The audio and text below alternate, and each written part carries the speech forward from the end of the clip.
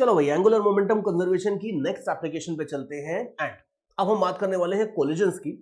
And collisions ऐसी चीज होती है विच जनरली मैंने देखा है कि स्टूडेंट्स को काफी पसंद आती है, और स्पेशली अगर आपकी मैकेनिक्स अच्छी है तो ये कोलिजन के इंपल्स के इस तरह के क्वेश्चंस करने में काफी मजा आता है। तो यहाँ पे भी अब चलते हैं, जरा देखते हैं कि रिजिड बॉडी में कोलिजन्स किस तरह से होता है। और अब देखो, आपको आगे ले चलने से पहले let me just clarify one small thing, फिर अपन यहाँ पे एंगुलर मोमेंटम कोलिजन्स वगैरह में थोड़ा आगे चलेंगे। देखो, सबसे पहले जब तक हम लीनियर मोमेंटम की बात कर रहे थे तब तक हमने पार्टिकल्स की बात करी थी। हमने देखा था कि दो पार्टिकल्स कैसे कोलाइड करते हैं, और उसमें हमने देखा था कि हेड ऑन कोलिजन हो सकता है, ओब्लिक कोलिजन हो सकता है, वो सब अच्छी बात है, लेकिन हमने मेनली कोलिजन देखा था पार्टिकल्स का, या ज्यादा से ज्यादा हमने देखा था कि एक पार्टिकल है और उसके साथ कोई एक सरफेस है, फिक्स्ड सरफेस है। ठीक है, फिक्स्ड सरफेस को मैं एफएस बोल देता हूं सपोज मान लो। तो हमने देखा था जैसे प्रोजेक्टाइल को अगर आप फायर करोगे और वो ग्राउंड के ऊपर बाउंस करता हुआ जा रहा है, तो वो सारी की सारी जो प्रॉब्लम्स है वो इसमें आती थी कि एक पार्टिकल किसी एक सरफेस से, फिक्स्ड सरफेस से किस तरीके से टकराएगा। हमने देखा था कि पार्टिकल का इस दो तरीके से कोलिजन हो सकता था। अब हमारे पास रिजिड बॉडी भी आ गई है, तो अब मैं थोड़ा सा और आपको आगे क्लासिफाई करके दिखाता हूं कि किस किस तरीके से प्रॉब्लम्स बन सकती हैं, क्या क्या क्लासिफिकेशन होते हैं, क्या क्या चीज अपने को एसेंशियली पढ़नी और प्रिपेयर करनी है। देखो, पार्टिकल का अब आगे अगर चलते हो तो एक रिजिड बॉडी नाम की एक अलग चीज आ गई है। तो ये मान लो रिजिड बॉडी हो गई, एक पार्टिकल और रिजिड बॉडी का कोलिजन हो सकता है, एक बात। फिर इसके बाद अगर आप देखते हो तो एक रिजिड बॉडी और दूसरी रिजिड बॉडी का कोलिजन हो सकता है, और तीसरी चीज अगर आप देखो तो एक रिजिड बॉडी और किसी तरह की एक सरफेस का कोलिजन हो सकता है। ये पॉसिबिलिटीज अगर आप सोच के देखो तो और आ गई। इनफैक्ट अगर आप वैसे परम्यूटेशंस एंड कॉम्बिनेशंस लगा के देखते हो तो हमारे पास पार्टिकल है, रिजिड बॉडी है और सरफेस है, फिक्स्ड सरफेस बेसिकली। अब इन तीनों का आपस में कैसे कैसे कोलिजन हो सकता है, particle particle, rigid body rigid body. अब इसमें खाली fixed surface versus fixed surface के कोलिजन की कोई ज्यादा सेंस नहीं बनेगी, बट अदरवाइज अगर आप देखते हो तो इसमें हर तरह के कोलिजन हो सकते हैं, और इनमें जितने परम्यूटेशन एंड कॉम्बिनेशन बनते हैं, अगर ये सारे के सारे आप स्टडी कर लेते हो, समझ लेते हो, तो आप सोच के देखो कि वो जेई में कोई ऐसा क्वेश्चन दे ही नहीं सकते, कोई ऐसा टाइप बना ही नहीं सकते जो आपके लिए अनफेमिलियर हो जाए। तो इस हिसाब से अपन स्टडी करेंगे कि हम ये जानते हैं कि पार्टिकल, रिजिड बॉडी और fixed surface. And when I talk about fixed surface I am also covering moving surface in that. जैसे कई बार ऐसा होता था कि एक मूविंग इंक्लाइन प्लेन के ऊपर पार्टिकल जंप कर रहा है, तो हमने देखा था कि उसको इंक्लाइन प्लेन के रेफरेंस फ्रेम में बैठ के आप फिक्स सरफेस बना सकते थे, तो वो भी आपकी सरफेस वाली कैटेगरी में ही आ जाती है। और इनमें अगर आप पॉसिबिलिटी देखो तो जो जो पॉसिबिलिटीज बनती हैं, पार्टिकल प्लस पार्टिकल हम देख चुके हैं। इनफैक्ट हमने यही देखा है, rigid body plus rigid body अगर आप देखते हो तो वो हमारी अनलिस्टेड है यहाँ पे। रिजिड बॉडी और पार्टिकल का अगर आप देखते हो तो वो भी हमने लिस्टिंग कर रखी है। ये चीज कॉम्बिनेशन हम ऑलरेडी देख चुके हैं, और ये कॉम्बिनेशन अभी हम और देखने वाले हैं। तो जितनी पॉसिबिलिटीज हैं आप ध्यान से देखो, वो सारी की सारी पॉसिबिलिटीज हमारे सामने यहाँ पे लिस्टेड है। अब इन सबको हम एक एक करके देखने वाले हैं। गुड थिंग इज दिस कि ये दो हम ऑलरेडी देख चुके हैं। बैड थिंग इज दिस कि ये तीन अभी हमारे पास और देखनी बाकी है। लेकिन बैड थिंग नहीं, ये तो और गुड थिंग है, because we have opportunity to learn. और ये सारी चीजें अपन जितने अच्छे से पढ़ेंगे उतना ज्यादा हम अपना एग्जाम्स में स्कोर करने वाले हैं। And you will be having a special advantage here, because ज्यादातर आप 11th-12th लेवल की बुक्स में, गाइड्स में देखो, वो कोलिजन में इस तरह से क्लासिफिकेशन करते ही नहीं है। वो जनरली पार्टिकल के और रिजिड बॉडी के कोलिजन की ज्यादातर बात करते हैं। इन दोनों के कोलिजन के ऊपर एक आध एग्जांपल लेके जनरली बुक्स वाले, गाइड्स वाले लोग निकल लेते हैं, और इस चीज के ऊपर ज्यादा फोकस करते हैं। और जेई एडवांस में जब अगर मान लो इसके ऊपर क्वेश्चन आ जाता है, इसके ऊपर क्वेश्चन आ जाता है, फिर उसके बाद वहां प्रॉब्लम आनी शुरू होती है। Then people say that advance is difficult and this and that. It's not difficult, the only thing is this की प्रिपरेशन अच्छी होनी चाहिए, और सारी पॉसिबिलिटीज जो जो हो सकती हैं वो जितनी आप पहले से कंसिडर करके स्टडी करके जाओगे, एग्जाम में आपको अनप्लेजेंट सरप्राइजेस उतने कम मिलने वाले हैं, ये बात है। तो चलो अपन स्टडी करते हैं। सबसे पहले वैसे तो देखो, अपने को पार्टिकल और रिजिड बॉडी से स्टार्ट करना चाहिए, बिकॉज ये इन तीनों केसेस में अगर आप देखते हो तो शायद सबसे सिंपल चीज होती है। लेकिन थोड़ा सा हम इससे स्टार्ट करते हैं, और इसी के स्पेशल केस के तौर पे अपन इस पार्टिकल और रिजिड बॉडी वाली सिचुएशन को देख लेंगे। बिकॉज आप अल्टीमेटली देखो कि एक पार्टिकल को भी अगर आप देखो तो particle is a very special case of rigid body, जिसमें सारा का सारा मास एक जगह कॉन्सेंट्रेट हो जाता है। इनफैक्ट पार्टिकल अगर आप देखोगे तो एक शायद सबसे सिंपल रिजिड बॉडी होती है, जिसका मोमेंट ऑफ इनर्शिया हो जाएगा mr² about a given axis of rotation. तो हम इससे थोड़ा सा स्टार्ट करेंगे और इससे स्टार्ट करके हम देखेंगे कि इसमें इसको किस तरीके से लेके कवर करते हैं। बिकॉज क्वेश्चंस भी अगर आप देखोगे, जैसे मेंस के क्वेश्चन देखो, तो मेंस के ज्यादातर क्वेश्चंस अगर आएंगे तो इस वाली कैटेगरी से आएंगे, एडवांस के भी कई सारे क्वेश्चन इस वाली कैटेगरी से आते हैं, तो इसको हमें अच्छे से कवर करना पड़ेगा। लेकिन हम इस वाली कैटेगरी को अगर अच्छे से देख लेंगे तो देखना बड़े आराम से इसके प्रिंसिपल्स इसमें लग जाते हैं और आराम से काम हो जाता है। तो लेट अस से देखते जरा हम रिजिड बॉडी और रिजिड बॉडी कोलिजन्स के बारे में क्या क्या होता था। और इसके लिए वैसे अगर आप देखो तो हम obviously rigid body plus rigid body collision में हम कुछ मोस्टली एंगुलर मोमेंटम कंजर्व करने वाले हैं, लेकिन उसके पहले मैं थोड़ा सा आपको वापस ले चलता हूं लीनियर मोमेंटम की तरफ। और मान लो सपोज लीनियर मोमेंटम वाली सिचुएशन होती थी, उसमें अगर मान लो दो पार्टिकल्स हैं और इनका हेड ऑन कोलिजन होने वाला है। ये बंदा चल रहा है u1 वेलोसिटी से, ये u2 वेलोसिटी से। टक्कर के बाद एक की वेलोसिटी हो जाती है v1, दूसरे की वेलोसिटी हो जाती है v2, और हमें e वगैरह गिवन होता है।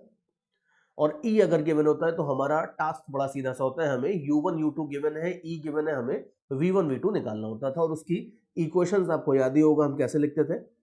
एक इक्वेशन हो जाती थी आपकी e is equal to v2 minus v1 upon u1 minus u2, और दूसरी इक्वेशन हो जाती थी linear momentum conservation, that is m1 u1 plus m2 u2 is equal to m1 v1 plus m2 v2। बड़ा सिंपल सा फंडा था, ई वाली इक्वेशन लिखो, लीनियर मोमेंटम वाली इक्वेशन लिखो, सॉल्व कर लो।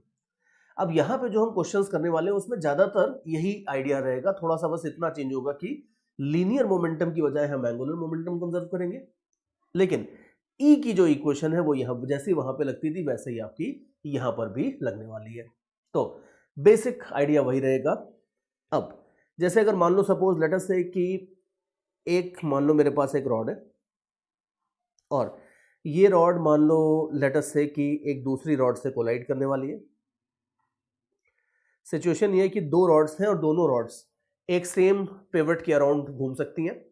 एक रॉड लेट अस से स्टेशनरी थी पहले, स्टेशनरी मूविंग कुछ भी कर लो कोई फर्क नहीं पड़ता है, और मूविंग ही कर लेते हैं चलो। और दूसरी रॉड ज्यादा तेजी से आती है और उसको हिट करती है और टक्कर के बाद फिर then they will keep on moving. तो लेट अस से कि रॉड्स की मोमेंट्स ऑफ इनर्शिया है I1 and I2, and further let us say कि ये घूम रही थी ω1 0 से, ये घूम रही थी ω2 0 से। देखो ओमेगा में एक प्रॉब्लम ये होती है कि ओमेगा की दो नोटेशन नहीं होती है। वेलोसिटी में तो ये था कि इनिशियल को u बोल देते हैं, फाइनल को v बोल देते हैं। अब ओमेगा इनिशियल है, फाइनल है, उसको ओमेगा से डिनोट किया जाता है। तो इनिशियल ओमेगास को मैंने ऐसे डिनोट कर दिया है, और जो फाइनल ओमेगास होंगी उनको भी मैं मार्क कर देता हूँ कि लेट अस से इनकी टक्कर होती है। टक्कर के बाद मान लो इसकी ओमेगा हो जाती है ω2 और इसकी ओमेगा हो जाती है ω1। ई अपने को गिवन है, रॉड्स के मोमेंट ऑफ इनर्शिया और इनिशियल एंगुलर स्पीड्स भी गिवन है अपने को, मतलब ये सारी चीजें अपने को गिवन है। और ω1 ω2 अपने को निकालना है, ये अपना टारगेट है। दूसरी एक दिक्कत ये आती है रिजिड बॉडी के कोलिजन में।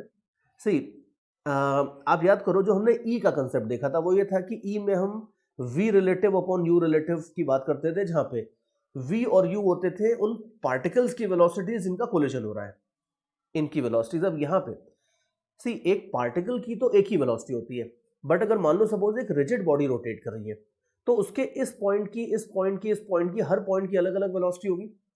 तो देयरफॉर दिक्कत ये है, जैसे if you look at the screen here figure में अगर आप देखते हो तो अगर ये सारे के सारे पॉइंट्स की वेलोसिटी अलग अलग है तो भाई इनमें से कौन सी वेलोसिटी आप यहाँ पे और यहाँ पे डालोगे, ये थोड़ा सा सोचने वाली बात होती है। तो इसके लिए हम एक काम करते हैं, हम ये मान लेते हैं कि जो दोनों रॉड्स हैं उसमें जो लेट्स से जो पीछे वाली रॉड है उसमें यहाँ पे मान लो सपोज इस जगह पे कुछ भी r डिस्टेंस के ऊपर एक छोटा सा ऐसे पिन टाइप का निकला हुआ है। सी अगर मान लो पिन नहीं निकला होता, दोनों रॉड्स टकराती तो प्रॉब्लम ये होती कि इसका हर मॉलिक्यूल इसके हर मॉलिक्यूल को पुश करता है, which would be kind of complicated. लेकिन अगर छोटा सा पिन निकाल देता हूं मैं, तो अभी आप देखना कि पिन निकालने का मतलब है कि ये वाले पॉइंट का कोलिजन इस वाले पॉइंट से होगा, और हम ये वाले पॉइंट्स की जो वेलोसिटीज हैं वो हम u1 u2 v1 v2 में सारी की सारी पुट कर सकते हैं। तो अभी देखो मान लो सपोज अब मेरे को इसमें अगर ई की इक्वेशन लिखनी है तो ई हो जाएगा मेरे पास, सी पहले मैं इनिशियल वेलोसिटीज के बारे में बात करता हूं। u1 minus u2। तो ये देख लो कि u1 का मतलब हो जाएगा r multiplied by this fellow omega 10। तो इनिशियल वेलोसिटी हो जाएगी r ओमेगा 10, दूसरे की हो जाएगी r ओमेगा 20। ठीक है, ये हो जाएंगे आपकी इनिशियल वेलोसिटीज इन दोनों पॉइंट्स की। फिर उसके बाद आप देखो टक्कर के बाद ये अगर हो गई है ओमेगा, तो इसके करस्पॉन्डिंग आपको इन दोनों पॉइंट्स की वेलोसिटीज मिल जाएंगी।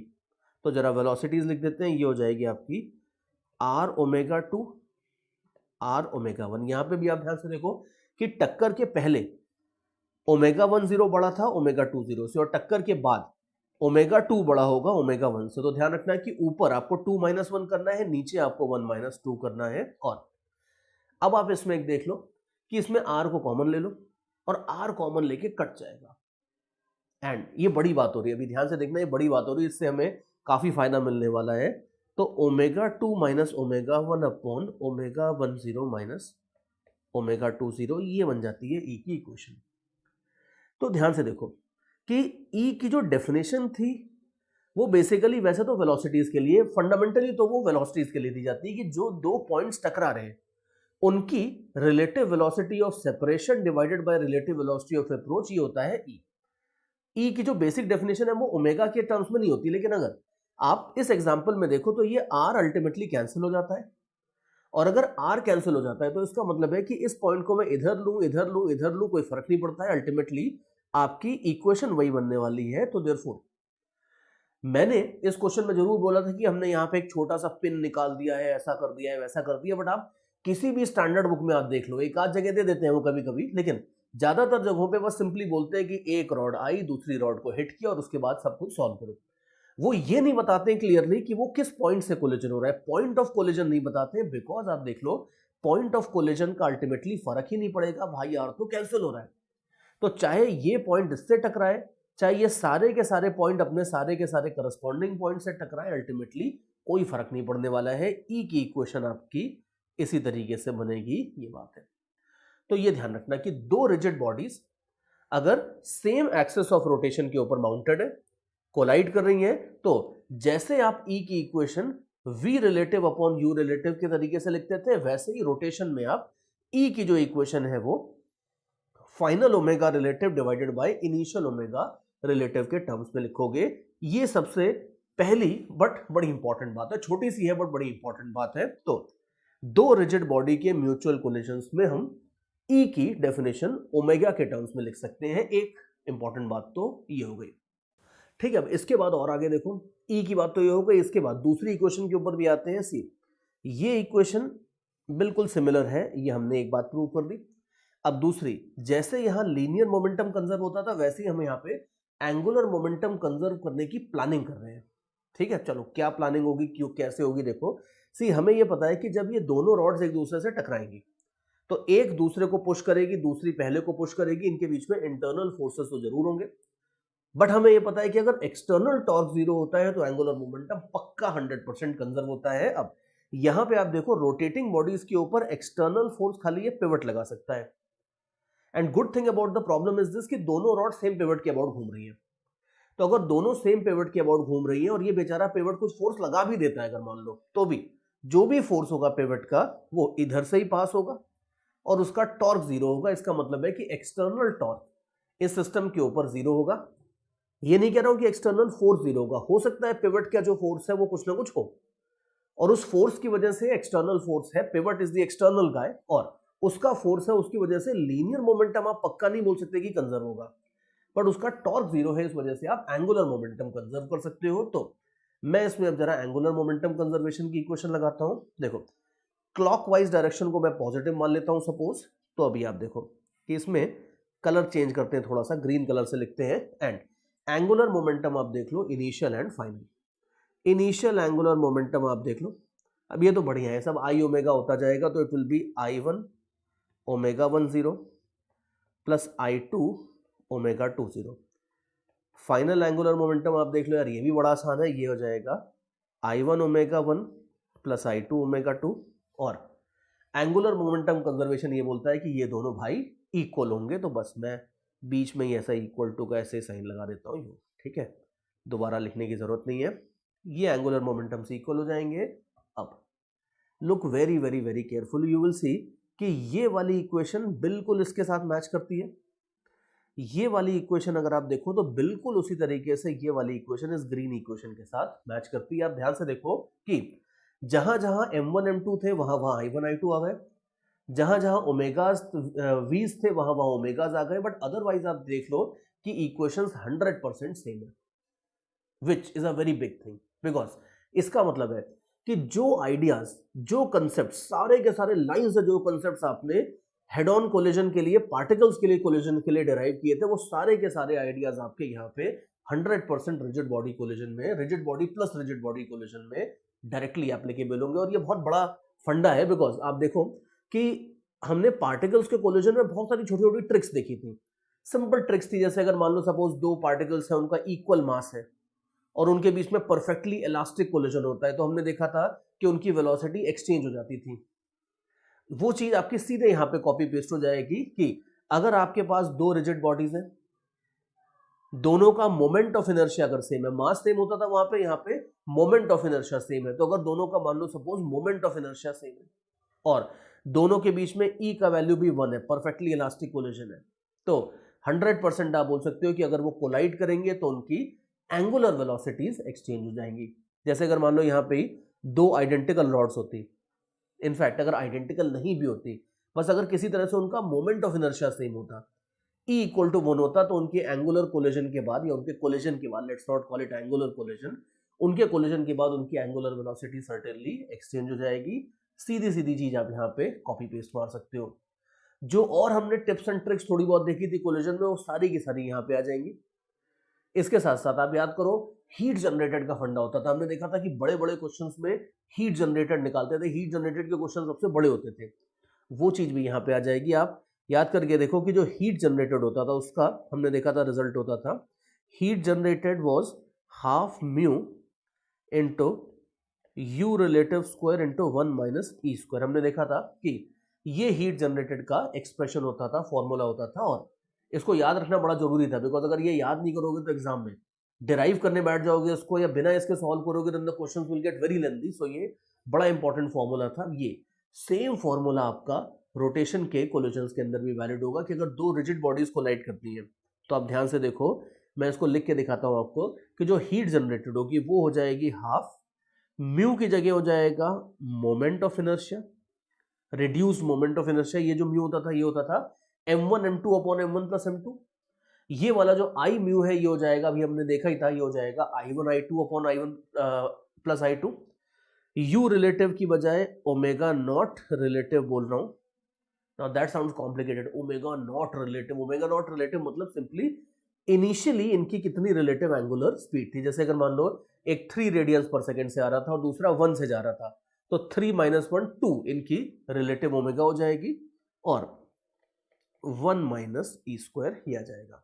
तो इस तरीके से आपका हीट जनरेटेड का फंडा बन जाएगा, फॉर्मूला बन जाएगा। और ये बड़ी चीज है, बिकॉज ये आप देखना कि ये चीज बहुत रेयरली आपको किसी 11th-12th लेवल की बुक में लिखी हुई मिलेगी, लेकिन अगर इसके ऊपर क्वेश्चन आता है तो इसको एग्जाम में बैठ के डिराइव करना और उसके बाद उसको सब कुछ सॉल्व करना will be very very lengthy. और अगर आपको रिजल्ट पता है और हीट जनरेटेड निकाला है तो फटाफट आप इसमें कैलकुलेशंस कर सकते हो। और अच्छी बात ये भी है कि ये रिजल्ट बहुत वर्सेटाइल है, बहुत जनरल है। ये जरूरी नहीं है कि दोनों की मोमेंट ऑफ इनर्शिया सेम हो तभी लगे, या जरूरी नहीं है कि ई की वैल्यू कुछ 1 या कोई स्पेशल वैल्यू ई की हो। ये जनरल रिजल्ट है, किसी भी हेड ऑन कोलिजन में ये चीज चलती थी। और हमने देखा था कि ओब्लिक कोलिजन में भी इसको मॉडिफाई करके लगा देते थे। यहां पे भी आपका एग्जैक्टली सेम फंडा रहेगा कि ये चीज किसी भी इस तरह के 2 रिजिड बॉडी कोलिजन में चलेगी। हाँ, ये जरूर ध्यान रखना कि रिजिड बॉडी सेम एक्सिस के ऊपर माउंटेड होनी चाहिए। अब ये बार बार मैं धीरे धीरे धीरे एक लाइन लगा देता हूं बीच में कि दोनों rigid body same axis of rotation में माउंटेड होनी चाहिए। जितना भी मैं डिस्कशन अभी तक मैंने किया है उस सारे डिस्कशन में ये एक क्राइटेरिया जरूर है, ये कंडीशन जरूर है जो सेटिस्फाई होनी चाहिए। क्योंकि आगे चल के हम देखेंगे, जब अभी आगे मतलब थोड़ी काफी देर बाद हम देखेंगे कि ऐसे भी केसेस बनते हैं जहां पे 2 रिजिड बॉडीज का कोलिजन हो जाता है और वो दोनों रिजिड बॉडीज अलग अलग एक्सिस के अबाउट रोटेट कर रही होती हैं। उसकी भी अपन बात करेंगे, तो उसमें आप देखना, उसमें ये सारी थ्योरी नहीं चलेगी, लेकिन वो बहुत रेयर केसेस होते हैं। 99% केसेस आपके वही होते हैं जिसमें दो रिजिड बॉडीज एक ही एक्सिस के अबाउट रोटेट कर रही होती हैं और उसमें ये सारे के सारे फंडे चल जाते हैं और इसमें बहुत टाइम बचा सकते हो by using these kind of ideas. जैसे चलो मैं अब आपको थोड़े से एग्जांपल्स लेके दिखाता हूं इसमें। सी सबसे पहले will keep the thing simple. सबसे पहले सपोज मान लो मैं एक रॉड के साथ एक पार्टिकल का कोलिजन करवाता हूं। Particle you know very well can be treated as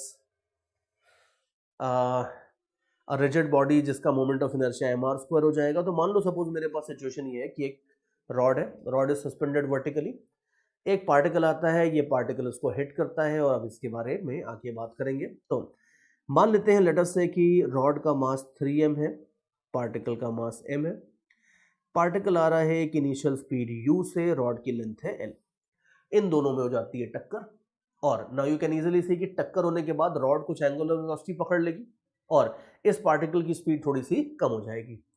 मान लेते हैं चलो to make your life easy हम ये दे देते हैं कि जो कोलिजन है ये परफेक्टली इलास्टिक है, हो जाती है इनमें टक्कर, ग्रेविटी वेविटी नेग्लेक्ट कर दो मान लो सपोज। तो क्वेश्चन ये है बेसिकली कि टक्कर के बाद इस पार्टिकल की वेलोसिटी कितनी होगी, let me right that bye red colour.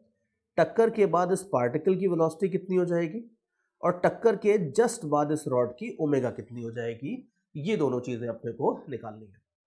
तो अभी देखो किस तरीके से अप्रोच करेंगे प्रॉब्लम को, क्या सॉल्व करने वाले हैं देखते हैं। देखो सबसे पहले एक काम करते हैं, जरा मोमेंट ऑफ इनर्शिया निकाल लेते हैं।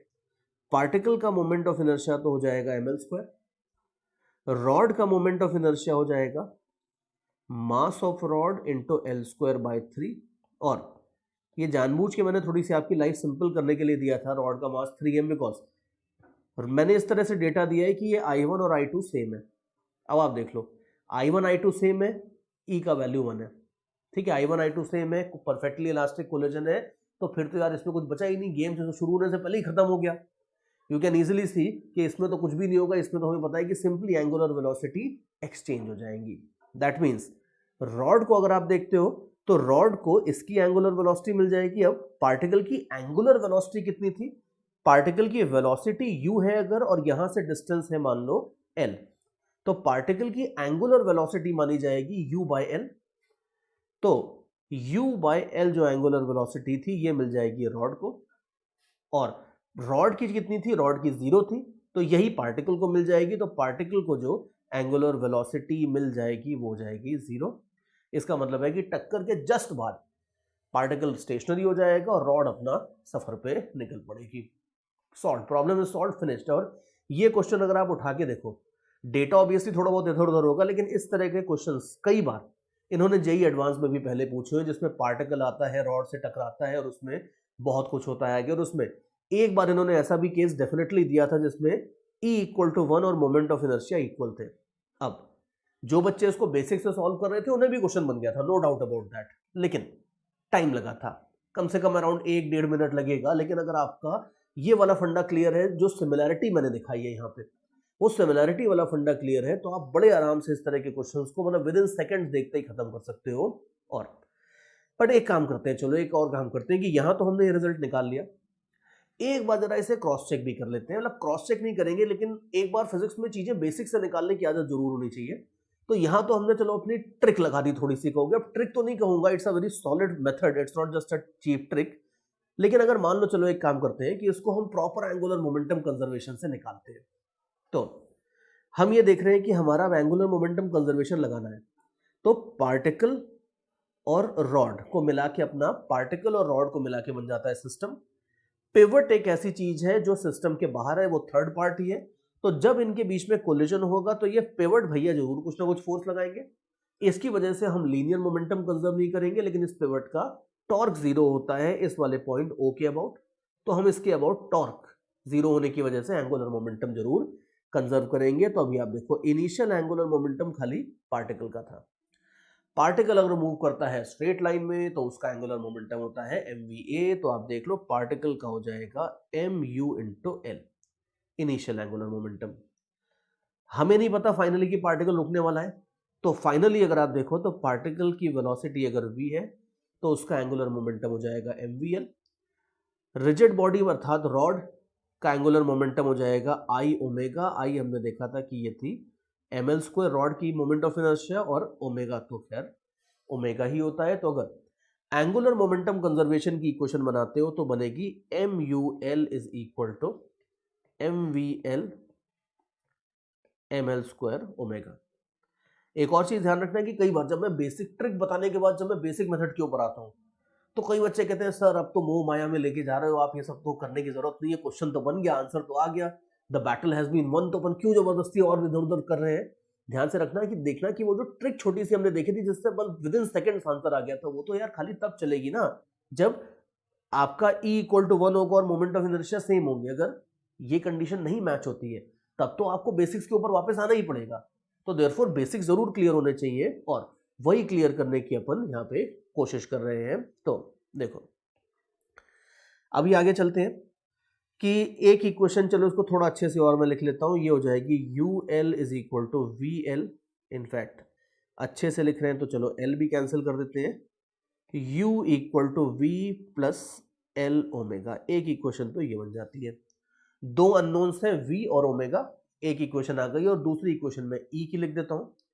और E में भी आप देखो कि E में भी अगर मान लो हमने ये सब रोटेशन की इतनी डिटेल्स पढ़ी नहीं होती तो हम सीधे सीधे E की पुरानी डेफिनेशन लगाते कि V relative upon U relative दोनों के मॉड्स, अगर मान लो ये लगाते तो आप देखो E का वैल्यू 1 है और अभी U रिलेटिव देखो, जब पार्टिकल आ रहा था तो सिर्फ पार्टिकल आ रहा था विद स्पीड U, रॉड तो स्टेशनरी थी तो U रिलेटिव की जगह तो U हो जाएगा।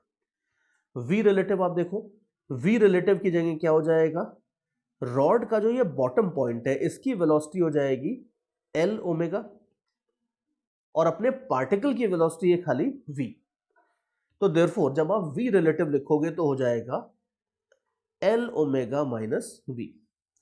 तो देयरफॉर जो सेकंड इक्वेशन निकल के आएगी वो आ जाएगी आपकी U equal to L omega minus V। ये आपकी E वाली इक्वेशन बन जाएगी। और 1 और 2 दोनों इक्वेशंस हैं आपके सामने और बस अब इनको फटाफट सॉल्व कर लेते हैं। सॉल्व करके हमें V निकालना है और ओमेगा निकालना है। तो चलो एक काम करते हैं, इन दोनों इक्वेशंस को ऐड कर देते हैं। मान लो सपोज तो you will have 2L omega equal to 2U, 2 हो गया कट, तो ओमेगा हो जाएगा आपका U by L। And I am pretty sure that you are smiling, I am also smiling because देखो मैं तो लगभग 20 साल से ये चीज पढ़ा रहा हूं, लेकिन फिर भी जब भी दोनों रिजल्ट्स आपके मैच करते हैं ना बड़ा अच्छा लगता है, बिकॉज वो जो हमने सिमिलैरिटी देखी है आपके सिंपल कोलिजन्स में और रिजिड बॉडी के कोलिजन्स में, वो बहुत स्ट्रॉन्ग सिमिलैरिटी है। बिकॉज किसी भी दो सिचुएशंस की अगर बेसिक इक्वेशंस ही मैच कर जाती है तो आगे तो सब कुछ मैच करने वाला है। लेकिन फिर भी जब दोनों के रिजल्ट्स मुझे पता था कि मैच करेंगे, लेकिन जब मैच करते हैं I really feel happy and I am pretty sure you are also feeling happy. और इसको अगर पुट कर देते हो 1 या 2 किसी में भी पुट करके देख लो तो यू कैन इजीली सी कि आपके पास V का वैल्यू सिंपली 0 आ जाएगा। ये बात है।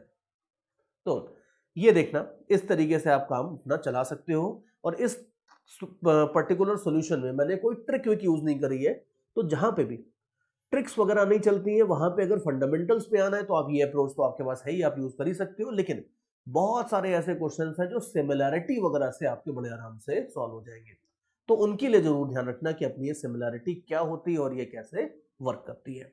और आगे चलते हैं, let me take you to some other examples. एक आध एग्जांपल और देखते हैं, उसमें लेट्स से कि हम जरा हीट जनरेटेड वगैरह निकालने की भी बात करते हैं। देखो एक मान लो सिचुएशन देखते हैं इस तरीके से कि अब की बार मान लो सपोज मेरे पास वही मेरी गो राउंड टाइप की एक डिस्क है या हॉरिजॉन्टल टर्न टेबल बोल देता हूं। चलो एक टर्न टेबल है, हॉरिजॉन्टली माउंटेड है, वर्टिकल एक्सिस के अबाउट रोटेट कर सकती है। इसका टॉप व्यू मैंने आपको दिखाया है यहाँ पे। मास मान लो मैं आपको दे देता हूं, इसका मास है 2m, रेडियस है r, और लेट अस से कि ये ऑलरेडी घूम रही थी with N angular speed omega not. फिर उसके बाद मैं आता हूं, मुझे दिखता है कि यार ये टर्न टेबल तो घूमती जा रही है। फिर मैं क्या करता हूं, एक पार्टिकल लेता हूं और एक पॉइंट मास लेता हूं और पॉइंट मास के उसके ऊपर गिरा देता हूं। ठीक है, अपने सेंट्रल एक्सिस के अबाउट घूम रही थी, एक पार्टिकल को या पॉइंट मास को मैं इसके ऊपर गिरा देता हूं। जो पार्टिकल होगा उसका मास है m और इसको मैं सेंटर से एक डिस्टेंस r/2 के ऊपर गिरा देता हूं। और वैसे तो आप देखो रियलिटी में अगर आप देखो तो वो पार्टिकल टकराएगा, मे बी ऊपर नीचे जंप करेगा और शायद इधर उधर भाग जाएगा। टर्न टेबल के कुछ सेंट्रीफ्यूगल फोर्सेस वगैरह की वजह से वो शायद बाहर भी हो सकता है चला जाए, यू नेवर नो। लेकिन मान लेते हैं कि जो टर्न टेबल है हॉरिजॉन्टल, उसके ऊपर कुछ गीली मिट्टी वगैरह थी या कुछ स्टिकी चीज थी मान लो सपोज, और ये जो पार्टिकल है जिसको मैं ड्रॉप करता हूँ ये टर्न टेबल के ऊपर गिरता है और टर्न टेबल के ऊपर चिपक जाता है। ठीक है, चिपकने का मतलब है परफेक्टली इनइलास्टिक टाइप का कोलिजन हो जाता है। अब क्वेश्चन मेरा बड़ा सीधा सा है कि इस पूरे के पूरे प्रोसेस में हीट कितनी जनरेट होगी। ठीक है, अगर सिस्टमैटिकली मैं एक बार क्वेश्चन को बोलूं तो क्वेश्चन ये है that a turn table was rotating horizontally with angular speed omega not, a particle of mass m was dropped on the turntable at a distance r by 2 from center. Particle sticks to the turntable and the question is that what will be heat generated in this entire process. ये हमारा target है। तो अब देखो किस तरीके से इसको हैंडल करेंगे, क्या करेंगे पता ही है अपने को। अभी हमने देखा है कि हीट जनरेटेड का हमारा फॉर्मूला होता है जो हम अपने ट्रांसलेशनल वाले जो लीनियर मोमेंटम वाला फॉर्मूला था उसी को हम यहाँ पे लेके आने वाले हैं, तो उसी को हम लेके आएंगे। लेकिन उसके पहले छोटी छोटी चीजें निकाल के रख लेते हैं, कैलकुलेट करके रख लेते हैं, then our calculations will be easier. Moments of inertia, reduce moment of inertia, ये सब पहले निकाल लेते हैं, रेफर कर लेते हैं पहले, फिर अपन फाइनली सबको यूज करेंगे। तो देखो जो पार्टिकल है इसका मोमेंट ऑफ इनर्शिया मैं बोल देता हूं I1, ये हो जाएगा आपका m into r by 2 square. ध्यान से देखो कि पार्टिकल को एक्सिस ऑफ रोटेशन से जितनी दूरी के ऊपर आप रख के ड्रॉप करते हो या कोलिजन करवाते हो वो r आपको लेना होता है। तो देयरफॉर पार्टिकल का मोमेंट ऑफ इनर्शिया हो जाएगा mr स्क्वायर बाय 4। डिस्क का मोमेंट ऑफ इनर्शिया आप देख लो, डिस्क का मोमेंट ऑफ इनर्शिया हो जाएगा आपका 2m into are square by 2। ये तो सिंपल है, ये हो जाएगा आपका mr स्क्वायर, डिस्क का मोमेंट ऑफ इनर्शिया। थोड़े मैं कैलकुलेशंस आपके आसान कर देता हूं, मैं आपको m का वैल्यू भी दे देता हूं। m का वैल्यू मैं आपको दे देता हूं 4 kg। ठीक है, क्यों दिया है, इसलिए दिया ताकि ये 4 और 4 कैंसिल हो जाए। So I am just focusing on the concepts here, calculations अपने आसान कर लेते हैं। तो m को अगर आप 4 kg डाल दोगे तो ये हो जाएगा r स्क्वायर, ये हो जाएगा 4r square moments of inertia. और हमें पता है कि आगे चल के हमें ये I1 I2 upon I1 plus I2 निकालना है, तो उसके लिए जरा हम एक बार निकाल ही लेते हैं ये रिड्यूस मोमेंट ऑफ इनर्शिया जिसको अपन बोलते हैं। ध्यान रखना कि ये रिड्यूस मोमेंट ऑफ इनर्शिया ये मेरा ही जनरेट किया हुआ टर्म है। You if you search for this thing in any this term in any scientific books you will not find it, लेकिन फिर भी ये इतना काम का फंडा है कि ये यूज करने वाले हैं अपन इसको काफी। तो यू कैन इजिली सी कि 1 और 4 का अगर आप रिड्यूस लोगे तो 1 into 4 upon 5 into are square बोले तो 4 बाई 5 आर स्क्वायर, ये आपके पास हो जाएगा reduce, so called reduce moment of inertia. और अब हमें फर्दर पता है कि भाई हीट जनरेटेड का तो हमारे पास सीधा साधा रिजल्ट होता है हाफ इंटू आई mu into omega naught relative का square into 1 minus E square. अब आप देखो इस क्वेश्चन में आई म्यू की वैल्यू पता है तो ये डाल देते हैं 4 by 5 r square. Omega naught relative, omega naught relative आप देख लो कि जब पार्टिकल को आपने ड्रॉप किया it might have some small vertical velocity but that is negligible. अगर रोटेशन के हिसाब से देखो तो पार्टिकल एक तरह से स्टेशनरी था, स्टेशनरी पार्टिकल ही डिस्क से टकराया है, तो देयरफॉर ओमेगा नॉट जो ये होगी यही आपकी ओमेगा नॉट रिलेटिव भी हो जाएगी। तो देयरफॉर ये ओमेगा नॉट हो गया और E का वैल्यू परफेक्टली इनइलास्टिक कोलिजन है तो E का वैल्यू तो 0 हो जाता है, तो देयरफॉर ये हो जाता है 1। तो यू कैन इजीली सी कि अगर सही थ्योरी पता है तो ज्यादा कुछ नहीं करना पड़ा, सीधे सीधे आप देख लो आंसर आ गया है 2 by 5 r square omega naught square, ये बात है।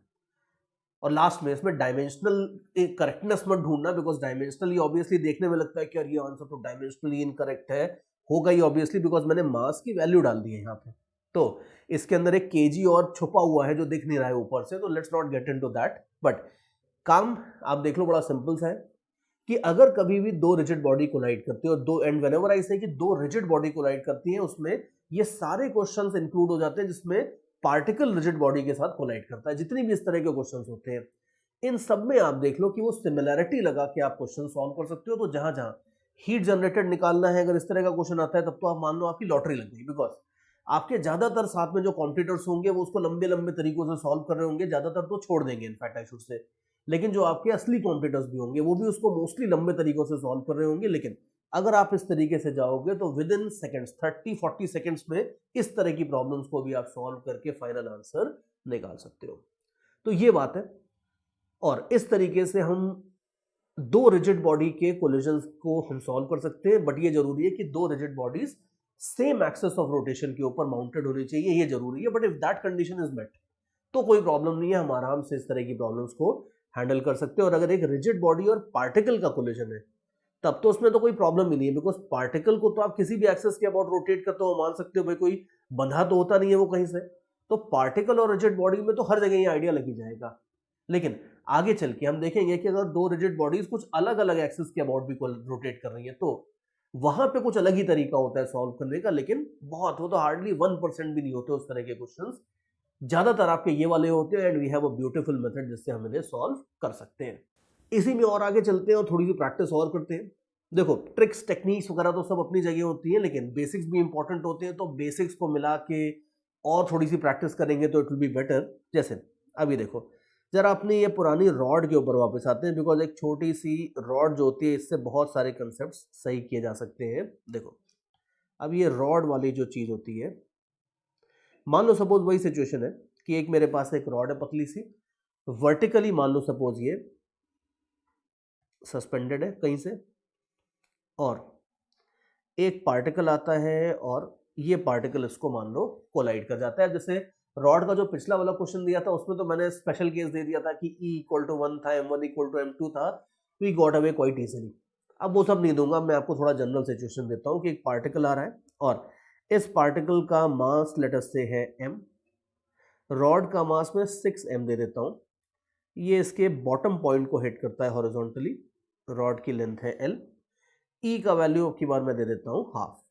तो यू कैन इजीली सी कि मैंने सारे स्पेशल केसेस हटा दिए और टक्कर हो जाती है। टक्कर होने के बाद हमें कई सारी चीजें निकालनी है, इसमें हम काफी डीप में जाके बहुत सारी चीजें एनालाइज करेंगे इसमें, लेकिन सबसे पहले तो हम प्राइमरी टास्क यही रखते हैं कि भाई टक्कर के जस्ट बाद इस रॉड की ओमेगा कितनी हो जाएगी ये निकालते हैं, और इस पार्टिकल की स्पीड कितनी हो जाएगी ये निकालते हैं। और ये जो ओमेगा और वी निकालने वाला केस है, अगर अब तक आप मैंने जो पढ़ाया है इसमें उसमें अगर आप कंफर्टेबल फील कर रहे हो, कॉन्फिडेंट फील कर रहे हो, तो आई विल सजेस्ट कि वीडियो को जरा पॉज कर दो और ये वी और ओमेगा निकालने वाला कैलकुलेशन खुद से करके देखो। और एक बार वी और ओमेगा आ जाएगा तो उसको लेके हम इसमें और भी डीप में जाएंगे, कुछ और कंसेप्ट भी देखेंगे, लेकिन वी और ओमेगा अगर आप इस स्टेज पे खुद से निकाल सकते हो तो it will be amazing. Because थोड़ी सी थ्योरी हमने देखी है, थोड़े से एक दो ही एग्जाम्पल्स लिए, लेकिन फिर भी if you are exceptionally bright आप ये वी ओमेगा को जरूर खुद से ट्राई करके देखो, और अगर निकल जाता है तो बहुत ही बढ़िया है, अदरवाइज मैं तो यहाँ पे सॉल्व कर ही रहा हूं। तो चलो जरा देखते हैं ये वी और ओमेगा कैसे निकलेगा। तो टक्कर के बाद, टक्कर के पहले इस पार्टिकल की स्पीड कितनी थी, u मान लेते हैं, ये u आपको गिवन है। टक्कर के जस्ट बाद ये v हो जाती है और ये ओमेगा हो जाता है, ये दोनों अपने को निकालना है। तो चलो देखते हैं, सबसे पहले e की इक्वेशन लिख लेते हैं। e हो जाएगा आपका हाफ, प्रॉब्लम में दिया है, और e में आप देखो सबसे पहले डिनोमिनेटर डाल देते हैं। डिनोमिनेटर मतलब इनिशियल रिलेटिव ओमेगा, तो इनिशियली तो खाली पार्टिकल मूव कर रहा था, रॉड तो मूव कर नहीं रही थी, तो इनिशियली अगर आप देखो तो ये हो जाएगी u/l। फाइनली अगर आप देखो तो ये ओमेगा हो जाएगा, और पार्टिकल की ओमेगा अगर आप देखते हो तो एक तरह से हो जाए, आप लिख सकते हो उसको v/l।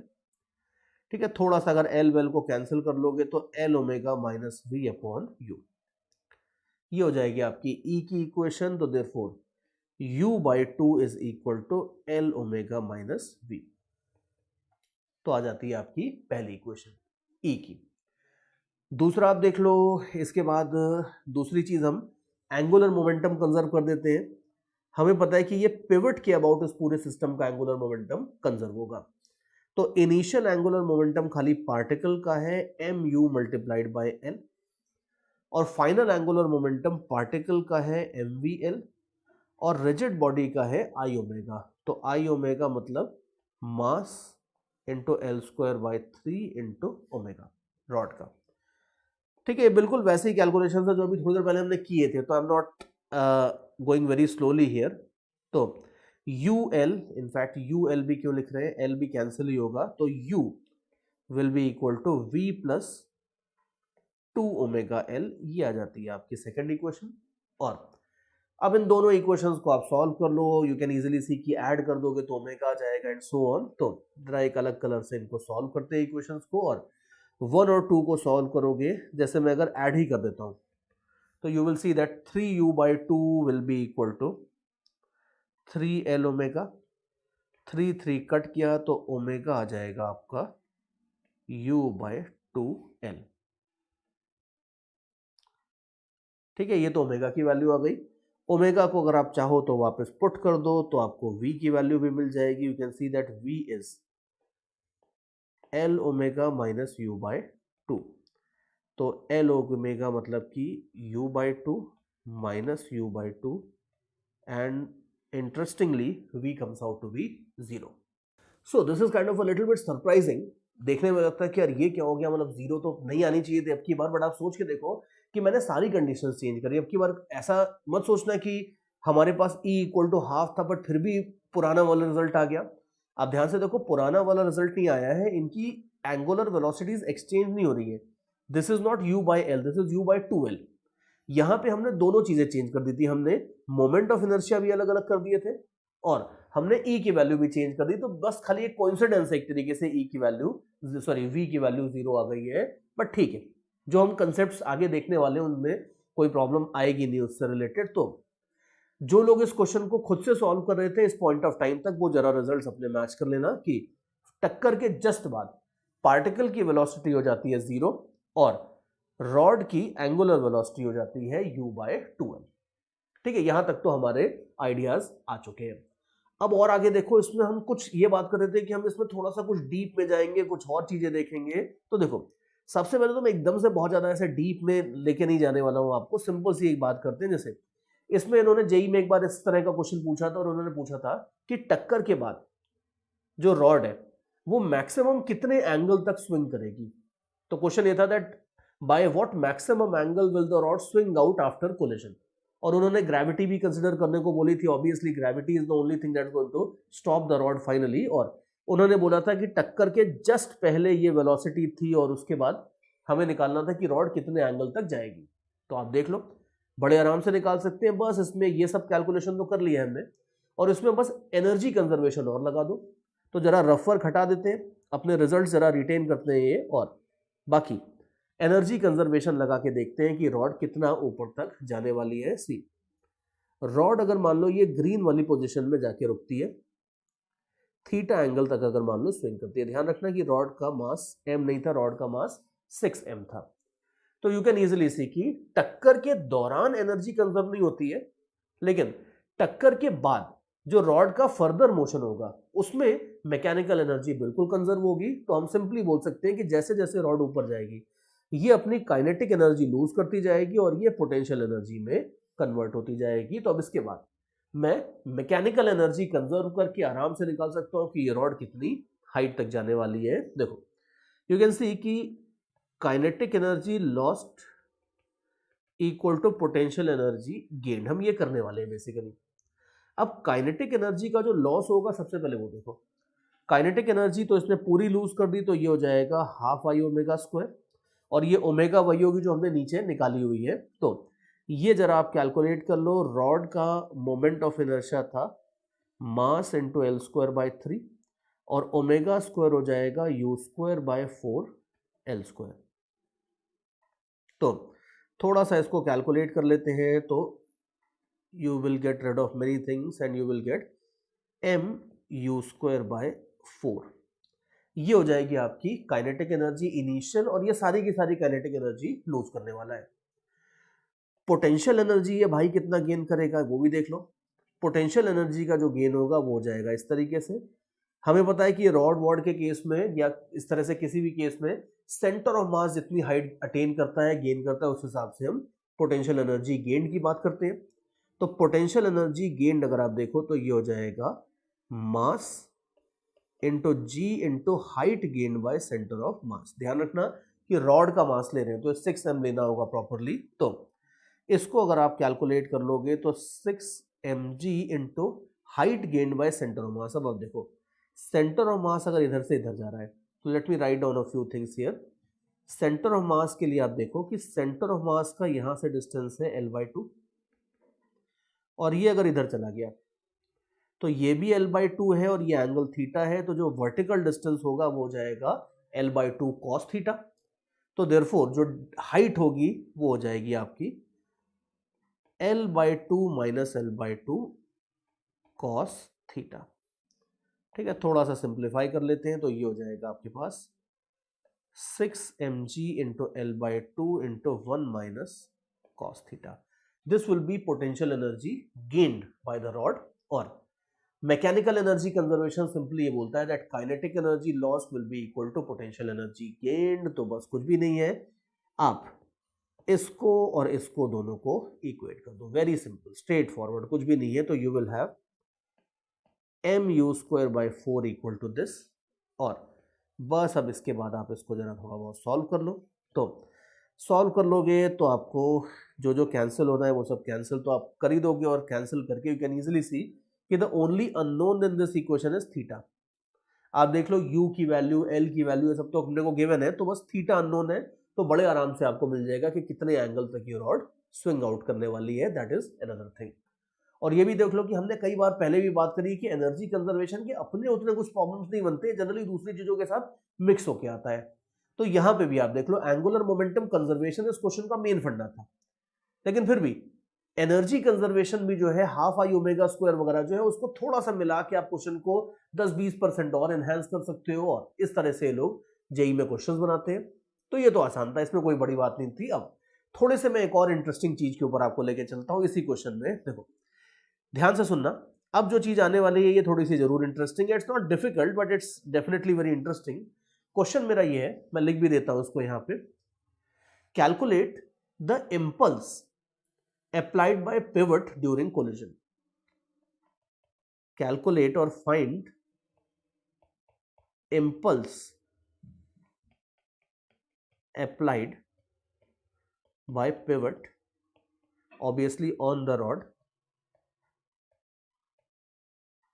during collision. ये क्वेश्चन है, ठीक है। अब ये थोड़ी सी यूनिक चीज है, बिकॉज यार एकदम से इंपल्स कहां से आ गई। अच्छा खासा एंगुलर मोमेंटम से काम चल रहा था, अपन मजे से क्वेश्चन सॉल्व कर रहे थे, suddenly we are talking about impulse. तो अब ये इंपल्स कहां से आ गई, कैसे आ गई, वो सब चलो जरा देखते हैं।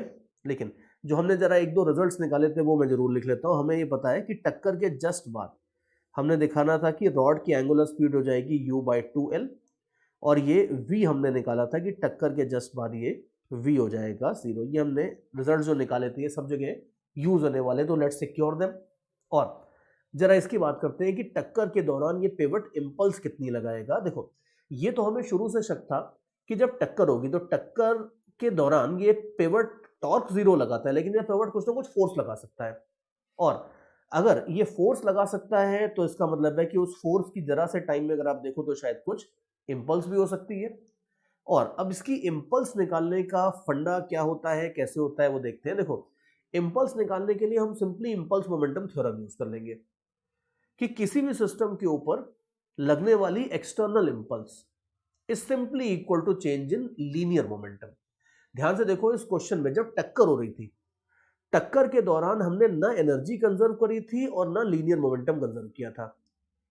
तो जेई में एडवांस में स्पेशली ये लोग इन दोनों के ऊपर मिक्स, इन दोनों आइडियाज के ऊपर क्वेश्चन बना सकते हैं, बिकॉज इनको भी चेक करना होता है कि चलो ऐसा तो नहीं कि खाली स्टूडेंट को किसी तरह से किसी ने रटा दिया है कि रॉड वाले क्वेश्चन में एंगुलर मोमेंटम कंजर्व कर लेना और उसको पता ही नहीं है कि लीनियर मोमेंटम और एनर्जी क्यों नहीं कंजर्व करे जा रहे हैं। तो जेई वाले ये सब चेक करते हैं, और जैसे लीनियर मोमेंटम चेक करने के लिए वो सबसे पहले ये पूछ सकते हैं कि भाई इस पूरे के पूरे प्रोसेस में जो पिवट है वो कितने इंपल्स लगाएगा। तो आप ध्यान से देखो कि मान लेते हैं कि इस पूरे के पूरे कोलिजन के दौरान इस सिस्टम के ऊपर पिवट कुछ फोर्स लगा रहा था फॉरवर्ड डायरेक्शन में, और इस फोर्स की कुछ इंपल्स थी, मान लो आई, फॉरवर्ड था बैकवर्ड था वी डोंट रियली नो, वो अपने आप प्लस माइनस साइन से आ जाएगा। लेकिन अगर आपको इंपल्स निकालनी है तो आप इसमें ये आइडिया देख लो कि इस टक्कर के बाद इस सिस्टम का कितना लीनियर मोमेंटम था ये निकाल लो, टक्कर के पहले सिस्टम का कितना लीनियर मोमेंटम था ये निकाल लो, और इनिशियल और फाइनल लीनियर मोमेंटम अगर इक्वल आते हैं तब तो ठीक है,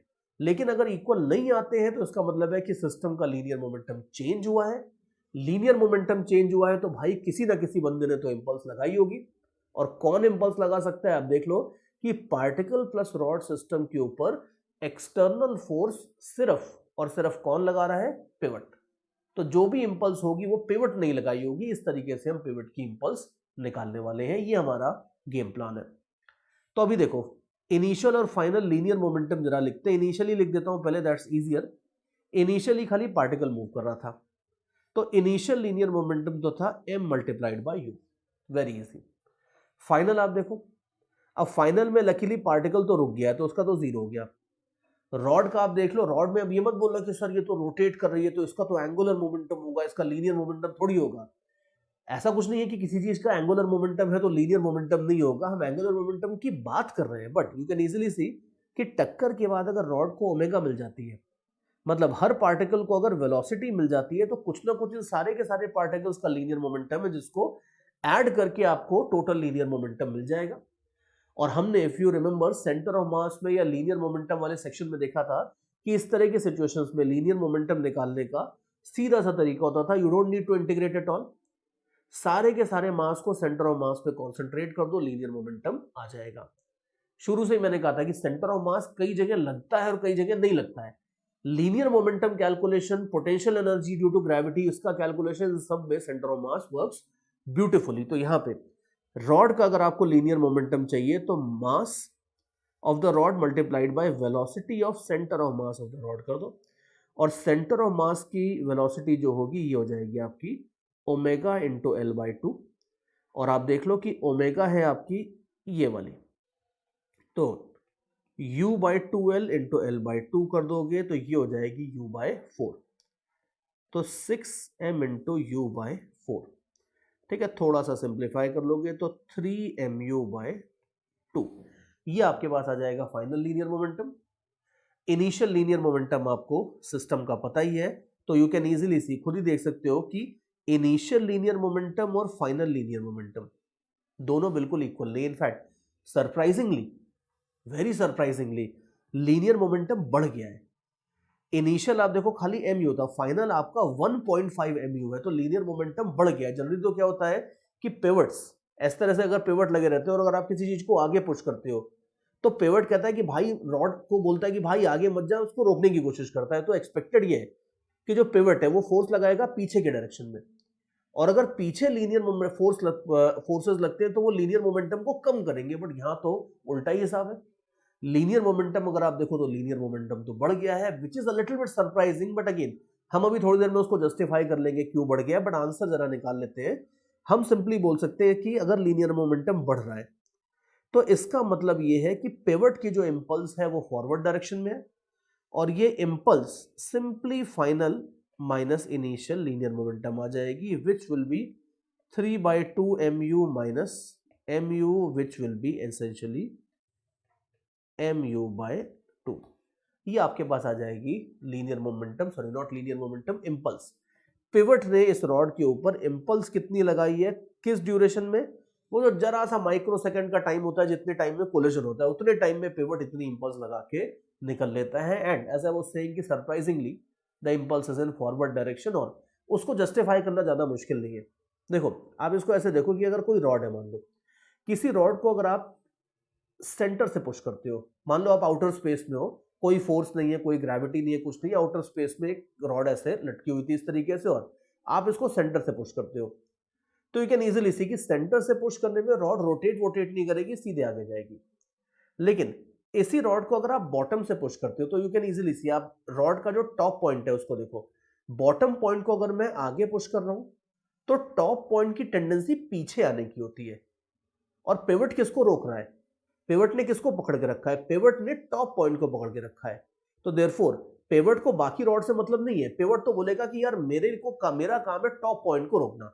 और अगर रॉड के बॉटम को पार्टिकल हिट करके आगे पुश कर रहा है तो टॉप पॉइंट की कुछ टेंडेंसी पीछे आने की होगी, और उस पीछे आने की टेंडेंसी को रोकने के लिए अगर पिवट आगे के डायरेक्शन में फोर्स लगा रहा है तो भाई कोई गलत काम नहीं कर रहा है, बिल्कुल सही काम कर रहा है। इसीलिए लीनियर मोमेंटम बढ़ भी रहा है, पिवट का जो फोर्स होगा वो भी आगे के डायरेक्शन में होगा, और उसकी जो इंपल्स होगी वो भी 100% आगे के डायरेक्शन में होगी। तो ये बात है, तो ये ध्यान रखना कि ये छोटा सा बट इंपॉर्टेंट कंसेप्ट है। और जब हम थोड़ी देर पहले डायनेमिक्स की भी बात कर रहे थे, वहां पे भी याद करो हमने देखा था कि हमने पिवट के फोर्सेस को बड़ी इंपॉर्टेंस दी थी। अब जब हम कोलिजन की बात कर रहे हैं तो कोलिजन में क्या होता है कि कोलिजन में वेलोसिटीज और एंगुलर वेलोसिटीज सडनली चेंज होती है। तो हम यहाँ पे पिवट के फोर्स की बात नहीं करते, हम यहाँ पे पिवट के फोर्स के इम्पल्स की बात करते हैं, और रियल लाइफ इंजीनियरिंग में this is highly important because ज्यादातर मशीनरी टूटती कब है?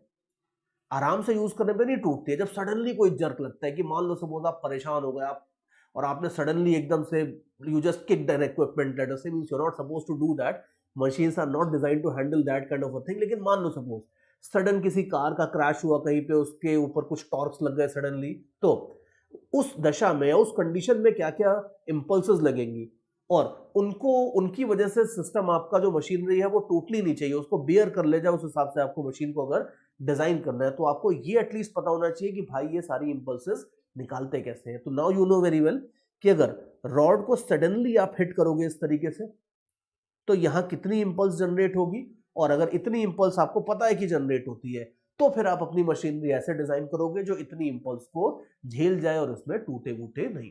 तो देयरफॉर आप देखो कि हम rigid body plus rigid body collision की बात कर रहे हैं, और rigid body plus rigid body collision के जो प्योर क्वेश्चंस होते हैं वो तो खाली इतने से होते हैं कि उसमें आप टक्कर के जस्ट बाद ओमेगा और वी और ये सब निकाल लोगे, लेकिन खाली इतनी सी बात नहीं होती, उसमें दूसरे आइडियाज मिक्स कर करके हम और अच्छे क्वेश्चंस बना सकते हैं। जैसे हमने ये देखा कि शुरू से हम बोल रहे हैं कि इसमें लीनियर मोमेंटम नहीं कंजर्व होगा, उसी आइडिया को मैं आगे बढ़ा के लेके गया, मैंने ठीक है अगर कंजर्व नहीं होगा तो फिर भाई कितना चेंज होगा, और जितना चेंज होगा वो चेंज निकालने से हम इंपल्स निकाल सकते हैं। तो एक ये कंसेप्ट था।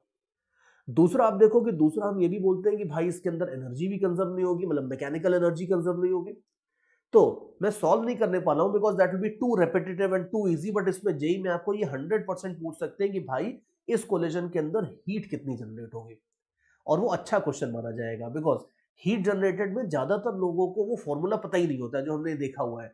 तो वो हीट जनरेटेड का क्वेश्चन आता है तो बेसिक्स लगा के बैठे रहते हैं, बड़े लंबे लंबे कैलकुलेशन करते हैं, और कई बच्चे तो मैंने देखा ये मानस बना के जाते हैं कि उनको पता होता है कि हीट जनरेटेड के क्वेश्चंस लंबे होते हैं, तो स्ट्रैटेजी बना के जाते हैं कि अगर हीट जनरेटेड का क्वेश्चन आएगा तो उसमें टाइम वेस्ट नहीं करेंगे, उसको छोड़ के उसके जगह 2 क्वेश्चंस और सॉल्व कर लेंगे। बट ध्यान से देखना कि आपको ऐसी फालतू स्ट्रैटेजीज बनाने की कोई जरूरत नहीं है, because you know very well कि इसमें हीट जनरेटेड निकालना है तो वो रिड्यूस मोमेंट ऑफ इनर्शिया वाला फॉर्मूला लगा के आप 100% निकाल सकते हो। I won't get into that because that will become too silly. अच्छा क्वेश्चन है लेकिन I am pretty sure that you will be able to solve it on your own now. तो देयरफॉर एंगुलर मोमेंटम कंजर्वेशन हम कर ही रहे हैं, लेकिन उसके साथ साथ लीनियर मोमेंटम और एनर्जी के भी क्वेश्चंस आप इस सेक्शन में डेफिनेटली बना सकते हो। चलो भाई, रिजिड बॉडी कोलिजन में हमने कई सारी बातें कर ली हैं, इंपल्स वगैरह तक भी पहुंच गए हैं। अब और आगे चलते हैं। अब देखो, अगर इंपल्स की बात हो ही रही है तो I will take you to some more questions जिसमें ये इंपल्स का थोड़ा सा और ज्यादा यूज करते हैं। सी, कभी कभी ऐसा होता है कि ये रिजिड बॉडी कोलिजन में पूरी इंफॉर्मेशन दोनों रिजिड बॉडीज की नहीं देते हैं, और ये कुछ इस तरीके से आपको इंफॉर्मेशन देते हैं। जैसे if you look at the figure in the screen, on the screen you will see कि अगर मान लो लेट्स से मेरे पास एक रॉड है, वर्टिकली सस्पेंडेड है, मैं इसको मान लो सपोज एक दूसरी रॉड से हिट करता हूँ। जैसे बिलियर्ड्स बॉल होती है ना, बिलियर्ड्स बॉल को आप एक रॉड से ऐसे हिट करते हो, तो इसी तरीके से मान लो मैं इस रॉड को एक रॉड से हिट कर रहा हूँ, ग्रीन कलर की जो रॉड है इससे हिट करता हूँ, और मतलब मैंने ऐसा नहीं किया है कि ग्रीन वाली रॉड को कुछ वेलोसिटी देके भेज दिया है और वो इससे टकरा रही है, that's not the case. I am holding the other rod in my hand and I am hitting the vertical rod.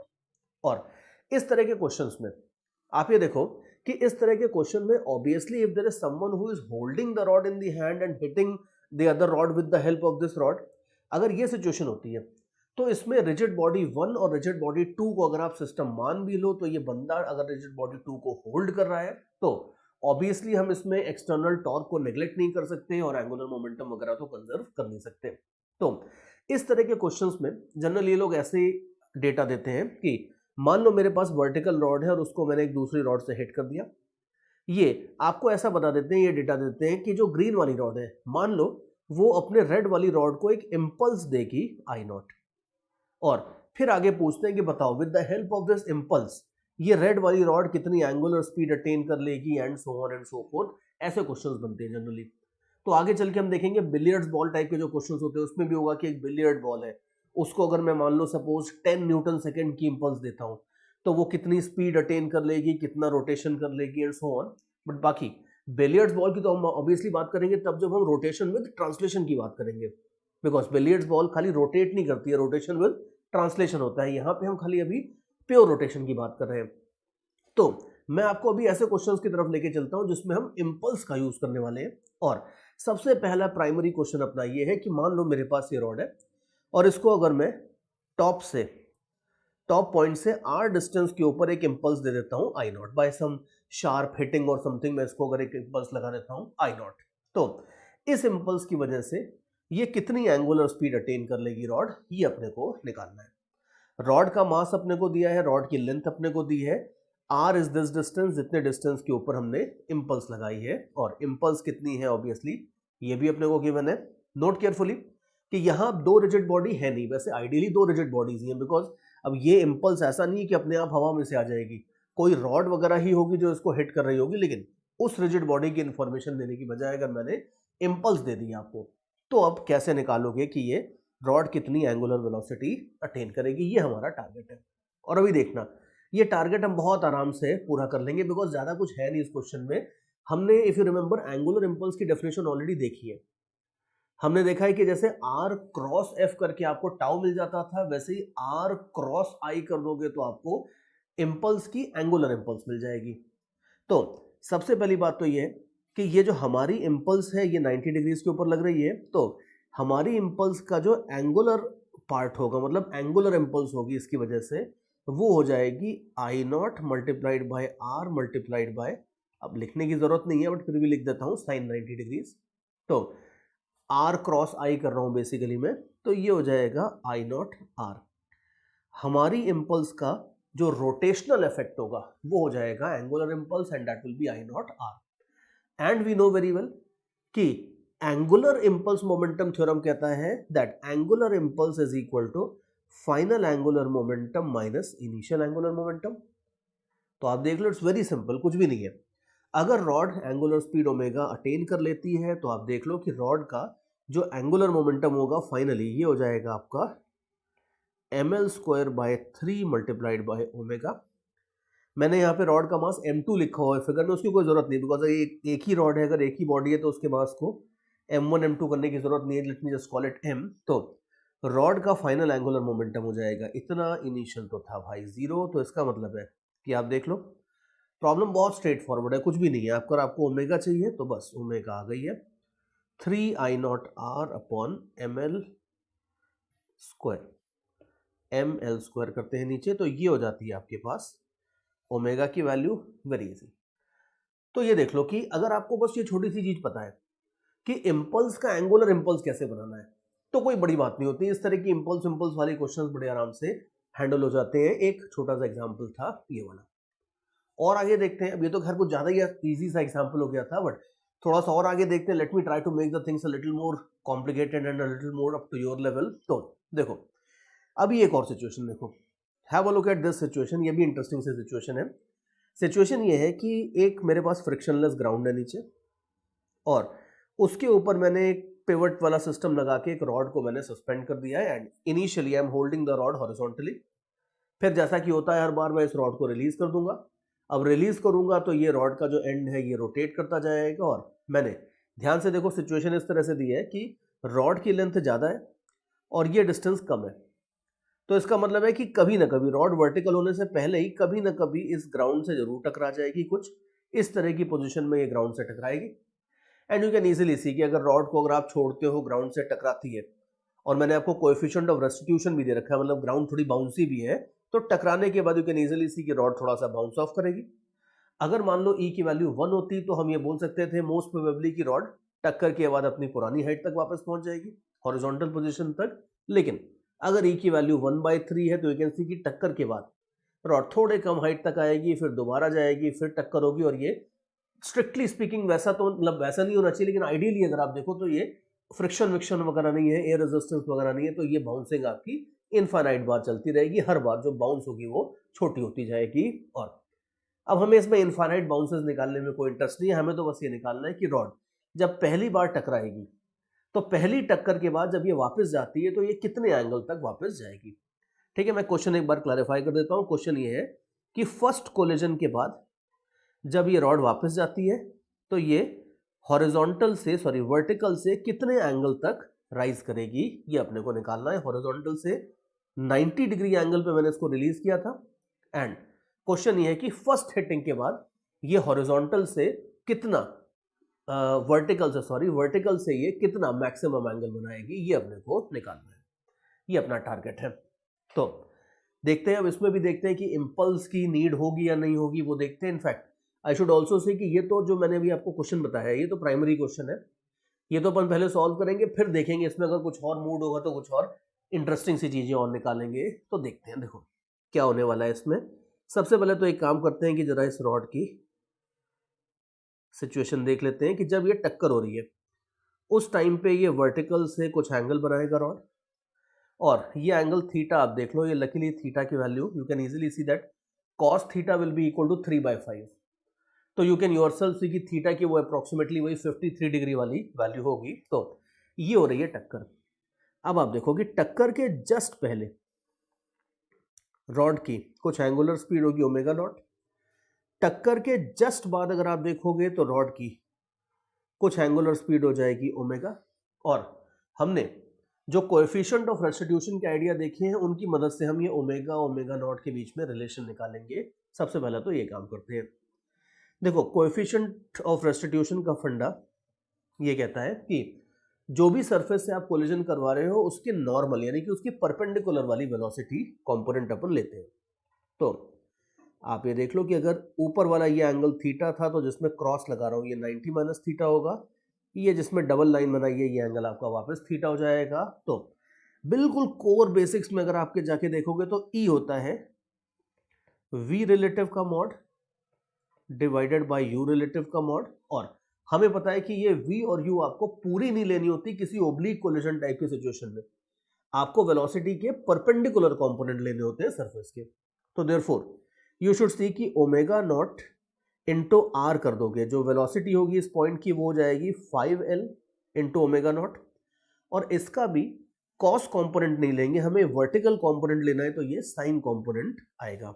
तो देयरफॉर E इक्वल टू जो इक्वेशन है इसमें आप देख लो डिनोमिनेटर में, पहले तो डिनोमिनेटर में अगर अपने को U रिलेटिव चाहिए तो ये हो जाएगी 5L omega naught sine theta, velocity का पॉइंट ऑफ जो पॉइंट टकरा रहा है उस पॉइंट की वेलोसिटी का नॉर्मल कंपोनेंट। इसी तरीके से आप देख लो कि ये ओमेगा है, ये एंगल जिसमें डबल लाइन वापस बनाई है ये थीटा है, तो यू कैन इजीली सी कि 5L ओमेगा का साइन थीटा कंपोनेंट लोगे तो फिर से ये वर्टिकल कंपोनेंट आ जाएगा।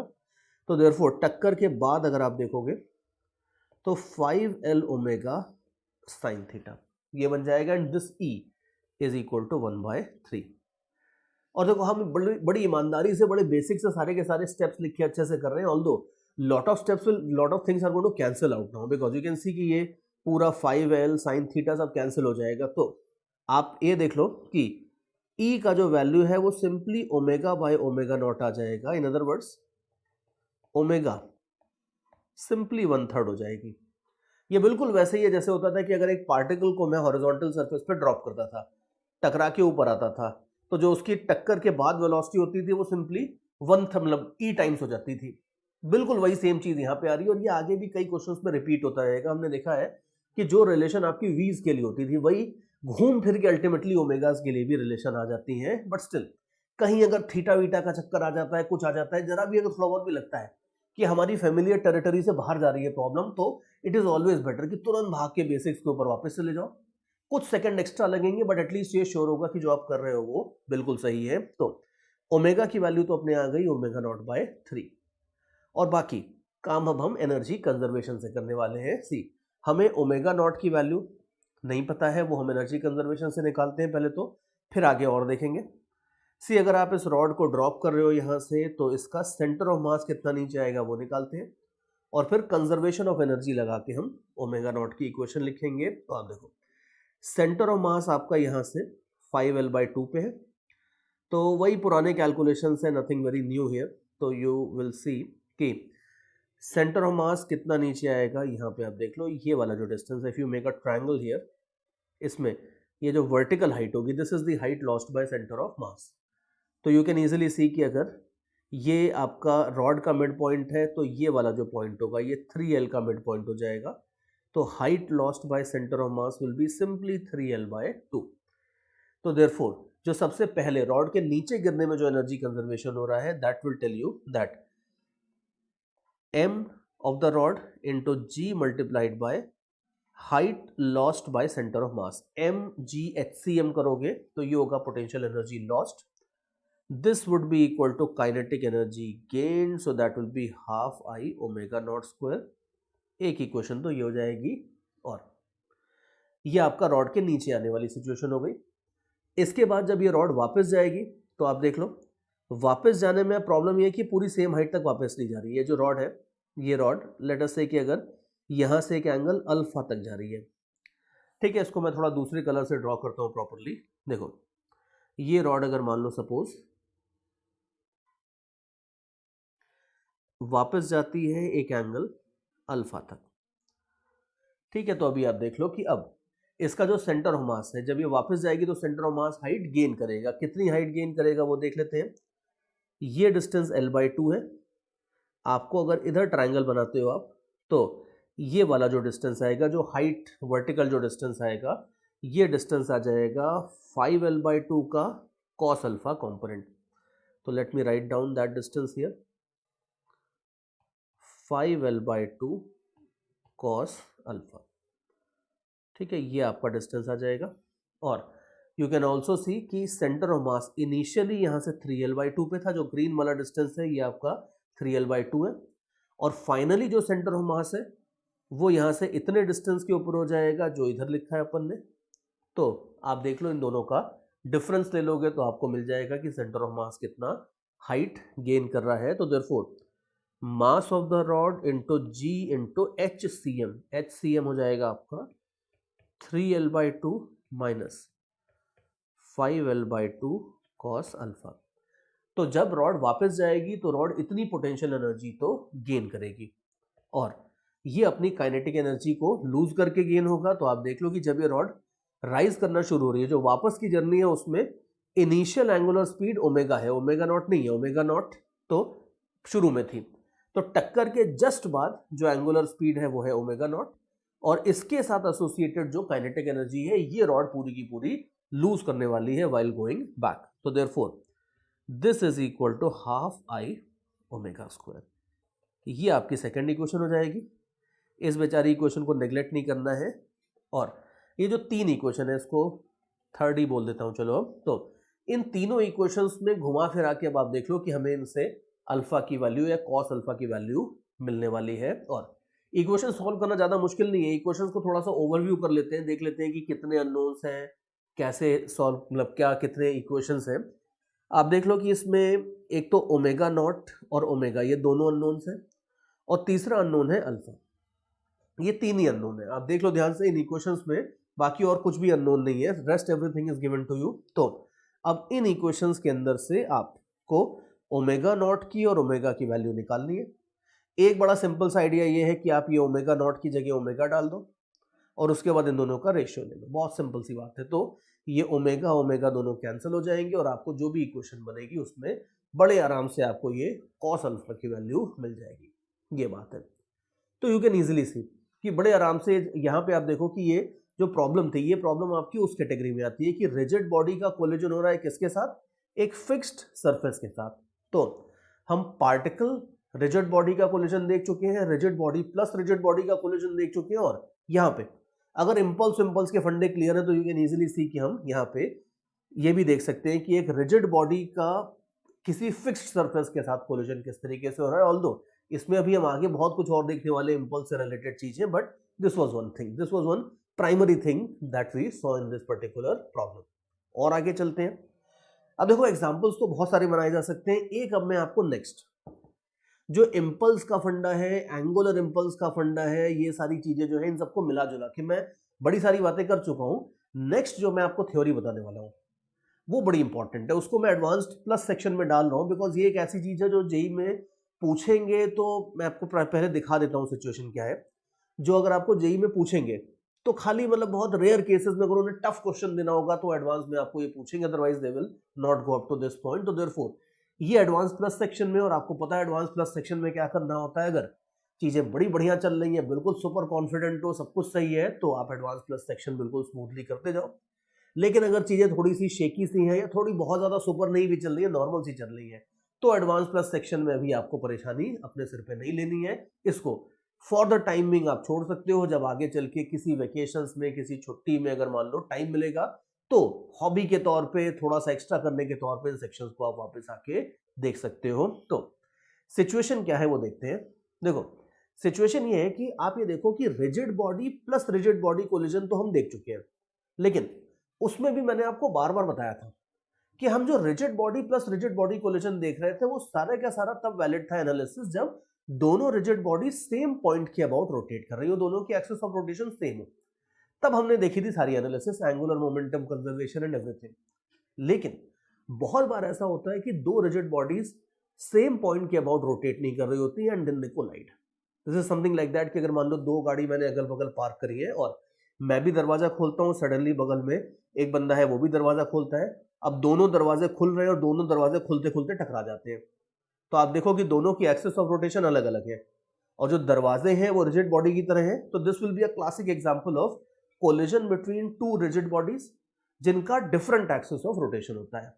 ये जो पार्ट है ये बड़ा इंटरेस्टिंग होता है और उसकी थ्योरी बड़ी इंटरेस्टिंग होती है और इस तरह के क्वेश्चन को सॉल्व करने की जो टेक्निक होती है, जो थ्योरी होती है, वो मैं आपको इस एग्जाम्पल के थ्रू दिखाने वाला हूं। और देखो कहने को तो ये सिर्फ एक एग्जाम्पल है, लेकिन जो हम इस एग्जाम्पल में करने वाले हैं उस टेक्निक से, उस आइडिया से आपके इस तरह के सारे क्वेश्चन सॉल्व हो जाएंगे। और एक और अच्छी बात है कि rigid body plus rigid body collision with different axis of rotation, ये वाला जो सेक्शन है इसमें कोई फॉर्मूला नहीं बनेगा, सच कुछ आपको रटने वाली चीज नहीं होगी।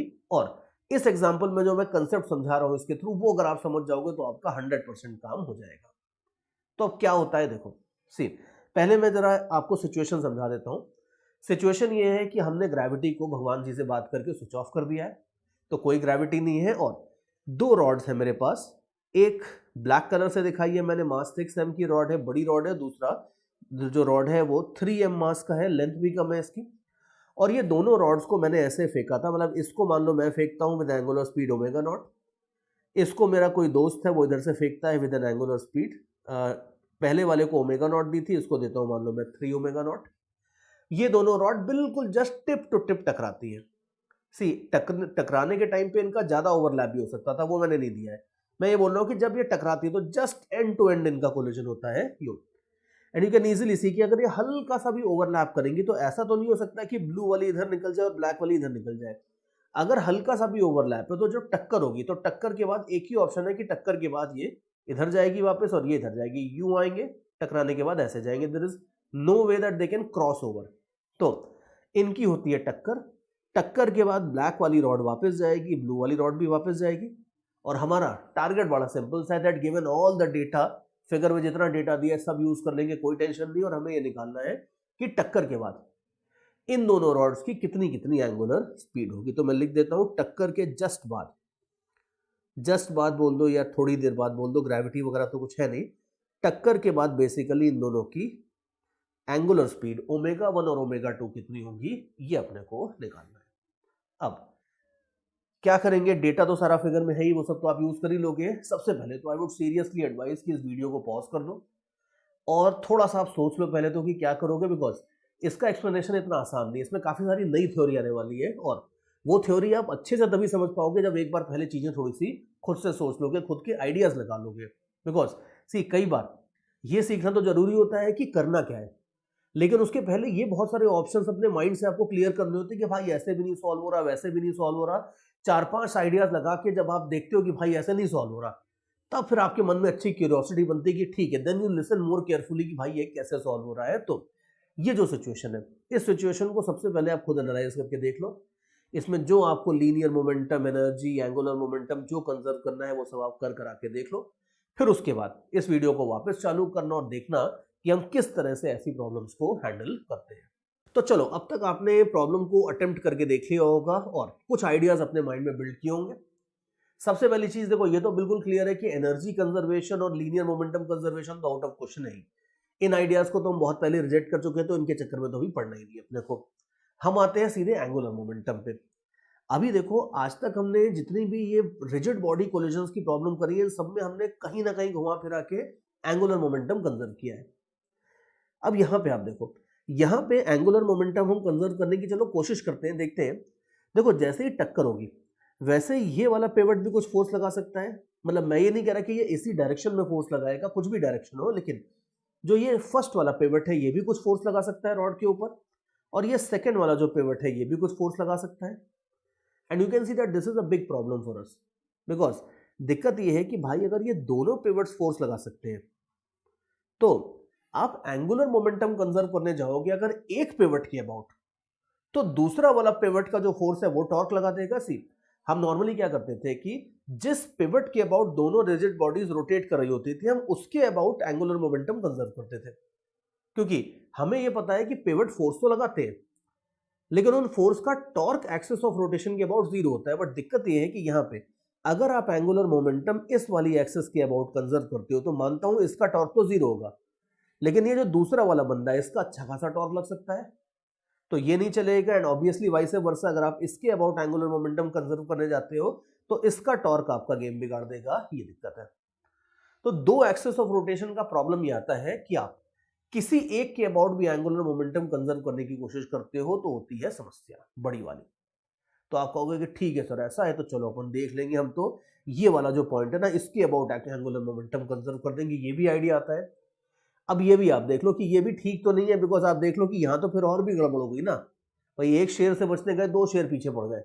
ये वाले पॉइंट के अबाउट अगर आप देखोगे तो ये भी टॉर्क लगाएगा ये भी टॉर्क लगाएगा। अब या तो आप पहले कुछ ऐसा प्रूव करो कि इन दोनों का मिला के टॉर्क जीरो होगा, which I don't think is going to happen. तो देयरफॉर इस पॉइंट के अबाउट एंगुलर मोमेंटम कंजर्व करने का आइडिया तो और भी गड़बड़ है। और कुल मिला के इस तरह के सिचुएशंस में जहां rigid body plus rigid body collision होता है with different axis of rotation, इस तरह के क्वेश्चंस में एंगुलर मोमेंटम कंजर्व करने का आइडिया ही गड़बड़ होता है। कोई एंगुलर मोमेंटम वगैरह कंजर्व नहीं होता है और न इसमें एनर्जी कंजर्व होगी न लीनियर मोमेंटम कंजर्व होगा, और हमारा ब्रह्मास्त्र यानी कि नया नया सीखा हुआ एंगुलर मोमेंटम कंजर्वेशन भी यहाँ पे फेल हो जाता है। तो भाई क्या करेंगे अब? तो अब देखो हम एंगुलर मोमेंटम तो कंजर्व नहीं कर सकते, इसमें बहुत कुछ नहीं कर सकते, क्या करेंगे उसके ऊपर आते हैं। देखो हम इसमें इंपल्स और एंगुलर इंपल्स के आइडियाज लगाने वाले हैं। See we'll have to approach the problem very carefully. जब ये टक्कर हो रही है तो इस टक्कर के दौरान जो ब्लू वाली और ब्लैक वाली रॉड्स हैं वो एक दूसरे के ऊपर कुछ इंपल्स तो लगाएंगे यहां से। तो मान लेते हैं कि ब्लू वाली रॉड के ऊपर और ब्लैक वाली रॉड के बीच, मतलब ब्लू और ब्लैक वाली रॉड्स के बीच में जो इंपल्स एक्सचेंज होती है, obviously by Newton's third law जो इंपल्स ये लोग लगाएंगे एक दूसरे के ऊपर वो इक्वल एंड ऑपोजिट होगी। तो जो इंपल्स इनके बीच में एक्सचेंज होती है उस इंपल्स को मैं बोल देता हूं एक सेकेंड के लिए आई। ठीक है, इंपल्स तो by Newton's third law equal and opposite होगी, इंपल्स मान लो बोल देते हैं आई। अब आप देखो ब्लैक वाली रॉड को, ब्लैक वाली रॉड के ऊपर अगर इंपल्स है आई और ये लेंथ है 2l, तो इंपल्स का एंगुलर इंपल्स हो जाएगा I मल्टीप्लाइड बाय 2l। ये किसके ऊपर हो गया? ये ब्लैक वाली रॉड के ऊपर हो गया। ब्लू वाली रॉड के लिए सिमिलरली देखो इंपल्स है I लेकिन ये लेंथ है खाली l, तो इसका मतलब है कि ब्लू वाली रॉड के ऊपर अगर आप इस इंपल्स का एंगुलर इफेक्ट यानी कि एंगुलर इंपल्स देखोगे तो ये हो जाएगा I मल्टीप्लाइड बाय l। अब यहां पे थोड़ी सी नोट करने वाली बात ये भी है कि न्यूटन्स थर्ड लॉ टाइप का आइडिया एंगुलर इंपल्स के लिए नहीं चलता। ऐसा नहीं होता कि मैंने आपके ऊपर एंगुलर इंपल्स लगाई 12 SI यूनिट्स तो आप मेरे ऊपर पलट के 12 SI यूनिट्स लगाओगे, ऐसा नहीं है। Newton's third law is fundamentally valid for forces. Force से डायरेक्टली रिलेटेड होती है इंपल्स, इसलिए इंपल्स के लिए चल जाता है न्यूटन्स थर्ड लॉ, लेकिन एंगुलर इंपल्स के लिए बिल्कुल नहीं चलता। ऐसा नहीं कि ब्लू वाली ने ब्लैक वाली पे जो एंगुलर इंपल्स लगाई है उसका equal and opposite angular impulse वो रिटर्न कर देगा, absolutely no. You can easily see कि एंगुलर इंपल्स ब्लैक वाली रॉड के ऊपर डबल लग रही है as compared to that acting on the blue rod. तो यहां पे हम ये देखते हैं कि इंपल्स इक्वल एंड ऑपोजिट होती है, इसलिए इंपल्स को हमने आई से डिनोट कर दिया। इन इंपल्सेस की एंगुलर इंपल्स निकाली और अब आगे का मेरा प्लान ये है कि ब्लैक वाली रॉड के ऊपर मैं अलग से इंपल्स मोमेंटम थ्योरम लगाऊंगा, मतलब एंगुलर इंपल्स मोमेंटम थ्योरम लगाऊंगा, और ब्लू वाली रॉड के ऊपर मैं अलग से एंगुलर इंपल्स मोमेंटम थ्योरम लगाऊंगा। ये मेरा प्लान है। तो देयरफॉर अब आगे चलते हैं और आगे देखते हैं कि हम ये एंगुलर इंपल्स मोमेंटम थ्योरम कैसे लगाने वाले हैं। सबसे पहले मान लो सपोज मैं ब्लैक वाली रॉड को देखता हूं। सी अब ये इम्पल्स मोमेंटम हो या एंगुलर इम्पल्स मोमेंटम हो, इसमें plus minus sign everything has to be taken care of properly. You will see कि जो ब्लैक वाली रॉड है जिसकी लेंथ है 2l, आप ये देखो कि इसकी इनिशियल एंगुलर स्पीड ऐसे थी और फाइनल एंगुलर स्पीड ऐसे है, ठीक है। और इसके ऊपर जो इम्पल्स लग रही है वो भी आपकी ऐसे लग रही है, मतलब एंगुलर इम्पल्स को तो मैं क्लॉकवाइज एंटी क्लॉकवाइज से बोलूंगा, तो जो इसके ऊपर एंगुलर इम्पल्स लग रही है वो भी आपकी एक तरह से एंटी क्लॉकवाइज लग रही है ब्लैक वाली रॉड के लिए। तो अब ध्यान से देखो, very very listen very very carefully. 2l length वाली रॉड के लिए मैं क्लॉकवाइज डायरेक्शन को बोल देता हूं पॉजिटिव, तो क्लॉकवाइज डायरेक्शन को मैं बोल देता हूं पॉजिटिव। अब एंगुलर इंपल्स मोमेंटम थ्योरम क्या बोलती है, ये बोलती है that angular impulse is equal to final angular momentum minus initial angular momentum. अगर मैं क्लॉकवाइज डायरेक्शन को पॉजिटिव बोल देता हूं तो आप देख लो कि जो एंगुलर इंपल्स लंबी वाली रॉड के ऊपर लग रही है वो तो एंटी क्लॉकवाइज है, तो आपको उसकी वैल्यू बिल्कुल साइन के साथ प्रॉपरली पुट करनी होगी। ये जो चीज हमने लिखी है इसके बाद साथ में बस माइनस साइन और लगा दो, तो माइनस 2il ये हो जाएगा angular impulse on the longer rod. Final angular momentum देख लो, फाइनल एंगुलर मोमेंटम भी अगर आप देखोगे तो ये एंटी क्लॉकवाइज यानी कि नेगेटिव डायरेक्शन में है, तो ठीक है भाई, ये हो जाएगा moment of inertia multiplied by omega 1। ध्यान से देखना कि अनफॉर्चुनेटली मोमेंट ऑफ इनर्शिया और इंपल्स दोनों को आई से डिनोट करते हैं, तो आई यहां पे मैं यूज कर रहा हूं इंपल्स के लिए और moment of inertia I1 I2 मैं यूज करूंगा, मोमेंट ऑफ इनर्शिया के लिए I1 I2 यूज करूंगा, जिसकी वैल्यू अभी थोड़ी देर में हम डाल ही देंगे। तो एनीवे फाइनल एंगुलर मोमेंटम इतना है और इनिशियल आप देख लो, इनिशियल एंगुलर मोमेंटम आप देखो, इनफैक्ट फाइनल में मैं माइनस साइन लगाना भूल गया हूं तो let me just put that here. और इनिशियल एंगुलर मोमेंटम आप देखो, इनिशियल एंगुलर मोमेंटम है आपका इधर, ये वाला डायरेक्शन है, ये डायरेक्शन आपका पॉजिटिव है, तो therefore this fellow would be equal to I1 multiplied by omega naught, ये आपकी इक्वेशन बन जाएगी।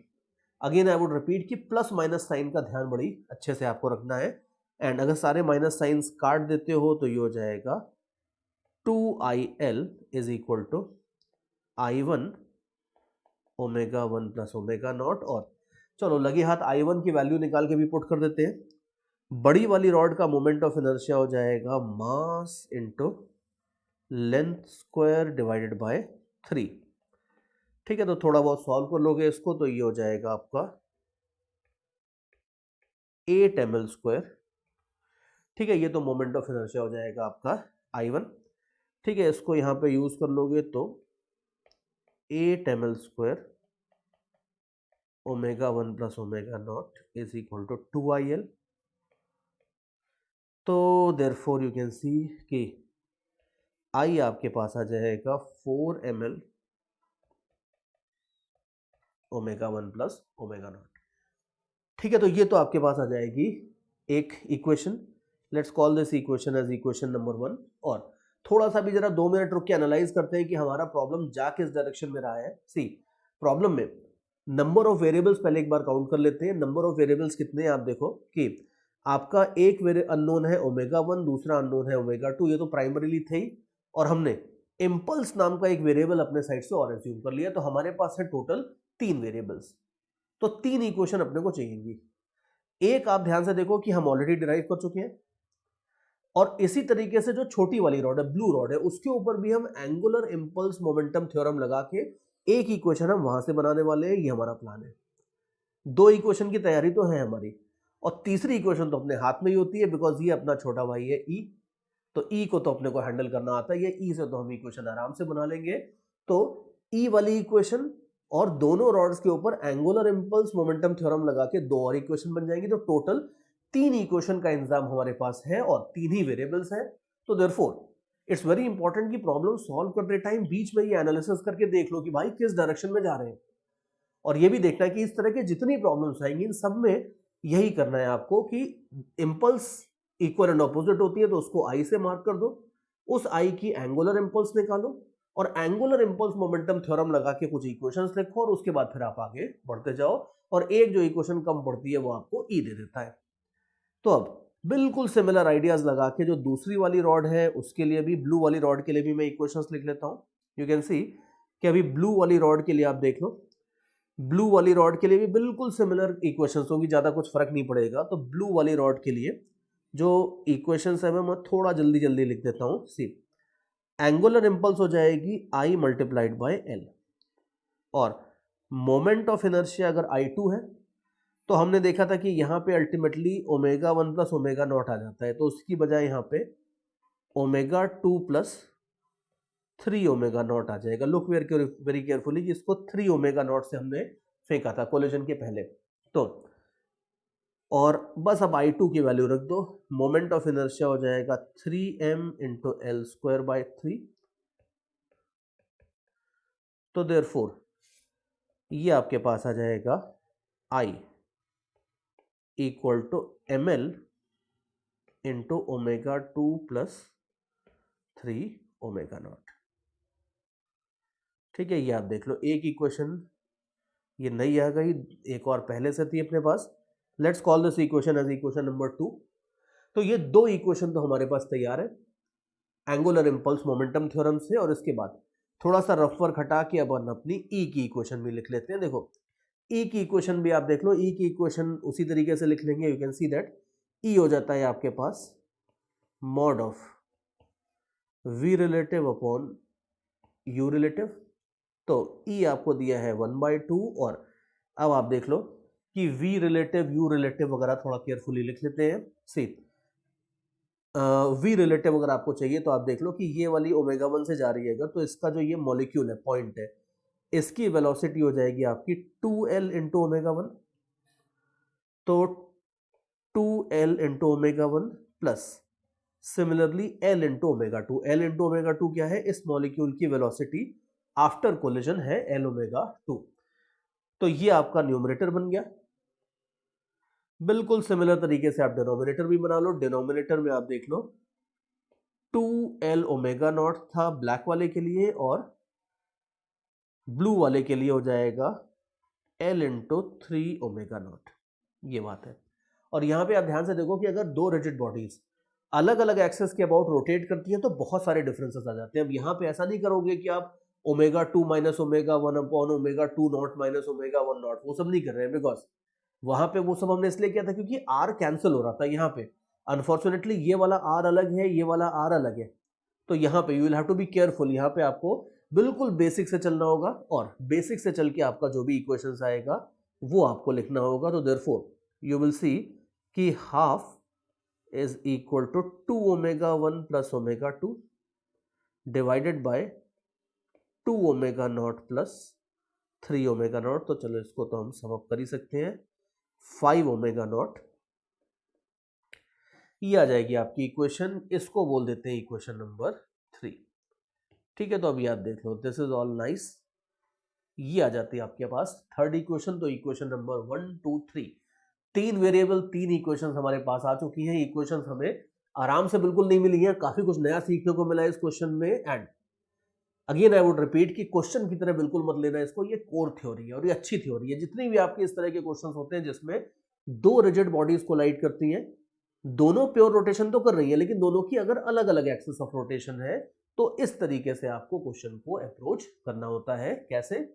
आपको यह ध्यान रखना होता है कि जिस पॉइंट पे वो टकराएंगे उस पॉइंट के ऊपर इन दोनों के बीच में जो इंपल्स एक्सचेंज हो रही है वो इक्वल एंड ऑपोजिट होगी। तो उस इंपल्स को आप मार्क कर दो। इंपल्स को आप L1 L2 दोनों तरफ से मल्टीप्लाई करके आप एंगुलर इंपल्सेस निकालो ऑन ईच बॉडी, और हर बॉडी के ऊपर आप फिर एंगुलर इंपल्स मोमेंटम थ्योरम लगाते जाओ।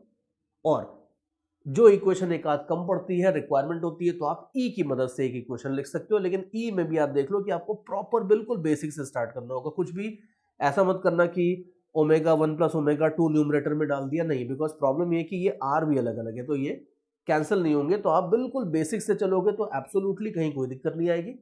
And this is exactly the power of basics, कि बेसिक्स अगर क्लियर है तो एडवांस प्लस हो या एडवांस प्लस प्लस हो या जो भी लेवल हो, उस लेवल के क्वेश्चंस को आप टैकल कर सकते हो। और इस तरह से आप जितने भी इस टाइप के क्वेश्चंस होंगे उनको आराम से टैकल कर सकते हो। चलो भाई, एक और अच्छा एग्जांपल मैं आपको दिखाता हूं एडवांस प्लस लेवल का। सी, सेम थ्योरी है, rigid body plus rigid body collision with different axis of rotation. और बड़ा अच्छा एग्जांपल है। देखो सिचुएशन ये है कि मेरे पास एक डिस्क है। सबसे पहले तो ये आपकी डिस्क है। इस तरह से डिस्क को मैंने ग्राउंड के ऊपर कहीं सपोर्ट कर रखा है and this disc is rotating initially with angular speed, some angular speed let us say 4 omega naught. ठीक है, मास रेडियस विजिस तो खैर दे ही देते हैं, नो प्रॉब्लम इन दैट। और अब इसके बाद मैं एक काम करने वाला हूं कि मेरे पास एक रॉड है और इस रॉड को मैंने इधर एक और एक्सिस ऑफ रोटेशन के अबाउट ऐसे पिवट कर रखा है और इस रॉड को लेट अस से इनिशियली इस रॉड को मैंने ऐसे थोड़ा ऊपर एंगल पे कहीं होल्ड किया था या लेट से वर्टिकली कर रखा था, व्हाटएवर। यहां से मैं इस रॉड को गिरा देता हूं, ये रॉड आती है टकराती है इससे और इन दोनों के बीच में रॉड और जो डिस्क है, रॉड और डिस्क के बीच में मान लो थोड़ा सा हल्का सा एक कोएफिशिएंट, हल्का सा फ्रिक्शन है, मान लो कोएफिशिएंट ऑफ फ्रिक्शन है, मान लो म्यू। तो जो रॉड है वो रॉड आती है, रॉड और जो रॉड है ये रॉड मान लो सपोज अपने डिस्क से टकराती है with N angular speed omega naught. ठीक है, थोड़ा ऊपर से आ रही होगी। अगर मान लो मैं आपको दे देता कि कितने एंगल थीटा के ऊपर से इस रॉड को छोड़ा था, तो हम कंजर्वेशन ऑफ एनर्जी लगा के भी निकाल सकते थे कि भाई ये ओमेगा नॉट कितना होगा, but let's not worry about that, I made the job easier for you. तो मैंने आपको ये दे दिया है कि ये रॉड लेट अस से टक्कर के जस्ट पहले इसका एंगुलर स्पीड ओमेगा नॉट था, इसका 4 ओमेगा नॉट था, फिर हो जाती है टक्कर एंड टक्कर के बाद अब क्वेश्चन ये है, शॉर्ट में अगर बात करें तो क्वेश्चन ये है कि टक्कर के जस्ट बाद अगर आपको इस डिस्क को स्टॉप करना है तो उसके लिए ये म्यू का कितना मिनिमम वैल्यू होना चाहिए ये आपको निकालना है। Find the minimum value of mu for which the disc stops rotating just after collision. काफी अच्छा क्वेश्चन है, थ्योरी वही रहेगी, इंपल्स, एंगुलर इंपल्स, ये वो बहुत कुछ लग जाएगा और इसमें एक एडिशनल चीज और आएगी, फ्रिक्शन की जो इंपल्स होती है उसकी भी हम बात करेंगे, उसका भी कुछ यूज होगा यहाँ पे। तो अब ये सारे आइडियाज हैं, इन सारे आइडियाज को मिला जुला के काफी अच्छा क्वेश्चन बनाया है ये। तो अभी देखते हैं कि इसको हम किस तरीके से हैंडल करने वाले हैं। कोएफिशिएंट ऑफ रेस्टिट्यूशन दिया है अपने को हाफ। देखो इस तरह के क्वेश्चंस में ये बड़े क्वेश्चंस हैं, मतलब एडवांस में भी जो टॉप लेवल के क्वेश्चंस होते हैं उस टाइप के क्वेश्चंस हैं। और इन क्वेश्चंस को अटैक करने से पहले सबसे पहले थोड़ा सा आराम से देख लेना चाहिए कि क्या हो रहा है, कैसे हो रहा है, वो सब चीजें थोड़ी सी समझ लेनी चाहिए। तो देखो पहले तो थोड़ा समझ लेते हैं कि क्या हो रहा है यहाँ पे। सी आप ये देखो कि जो डिस्क रोटेट कर रही है इसके मॉलिक्यूल की वेलोसिटी को देखो। इसका जो मॉलिक्यूल टॉप पे होगा कोलिजन के टाइम पे, इसका जो टॉप वाला मॉलिक्यूल है उसकी वेलोसिटी होगी ऐसे, और जो रॉड इसके ऊपर गिरने वाली है उसका जो मॉलिक्यूल है उसको देखो। ये जो ऊपर वाला ग्रीन डॉट है, ऊपर वाला जो रॉड का मॉलिक्यूल है, उसकी वेलोसिटी वर्टिकली डाउनवर्ड तो होगी लेकिन उसकी कोई हॉरिजॉन्टल वेलोसिटी नहीं होगी। तो therefore if I put the two dots again you will सी ये वाले डॉट की हॉरिजॉन्टल वेलोसिटी है और इसके कांटेक्ट में ऊपर वाला डॉट आया है जिसकी कोई हॉरिजॉन्टल वेलोसिटी नहीं है। And you know very well कि अगर दो सरफेसेस मिल रही है और एक सरफेस ऐसे हॉरिजॉन्टली मूव कर रही है और दूसरी हॉरिजॉन्टली मूव नहीं कर रही है, तो फ्रिक्शन क्या कहेगा, फ्रिक्शन कहेगा कि चलो साथ साथ चलते हैं। तो जो नीचे वाली मॉलिक्यूल है वो ऊपर वाले मॉलिक्यूल को अपने साथ में ले जाने के चक्कर में उसके ऊपर एक हॉरिजॉन्टल फ्रिक्शनल फोर्स लगाएगा। It would be somewhat like this.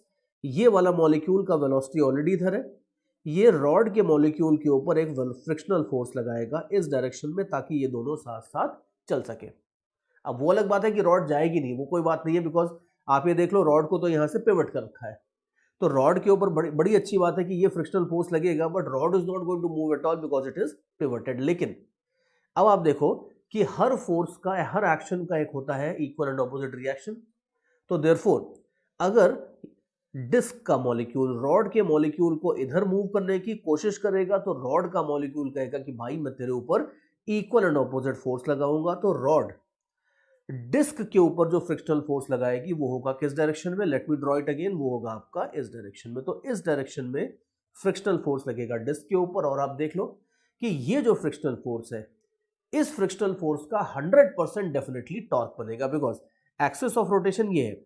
और अगर आप ऐसे फोर्स लगाते हो तो ये वाला जो फोर्स है ये डेफिनेटली ओमेगा को रोकने की कोशिश कर रहा है, ये रिवर्स डायरेक्शन में टॉर्क लगा रहा है। तो देयरफॉर ये जो फ्रिक्शनल फोर्स लगेगा ये इस ओमेगा को काटने की कोशिश करेगा। और यहाँ पे अगर सारी चीजें सडनली हो रही है, सडनली रॉड टकराई फिर जंप करी, तो अगर सब कुछ इंपल्सेस के बारे में चल रही है बात, तो जो फ्रिक्शन है वो भी फोर्स नहीं होगा, ये फ्रिक्शन की यहाँ पे कुछ इंपल्स होगी। और इस इम्पल्स का जो एंगुलर इफेक्ट होगा, यानी कि इस इम्पल्स का जो एंगुलर इम्पल्स होगा वो इस ओमेगा नॉट को खा जाएगा, ये बात है।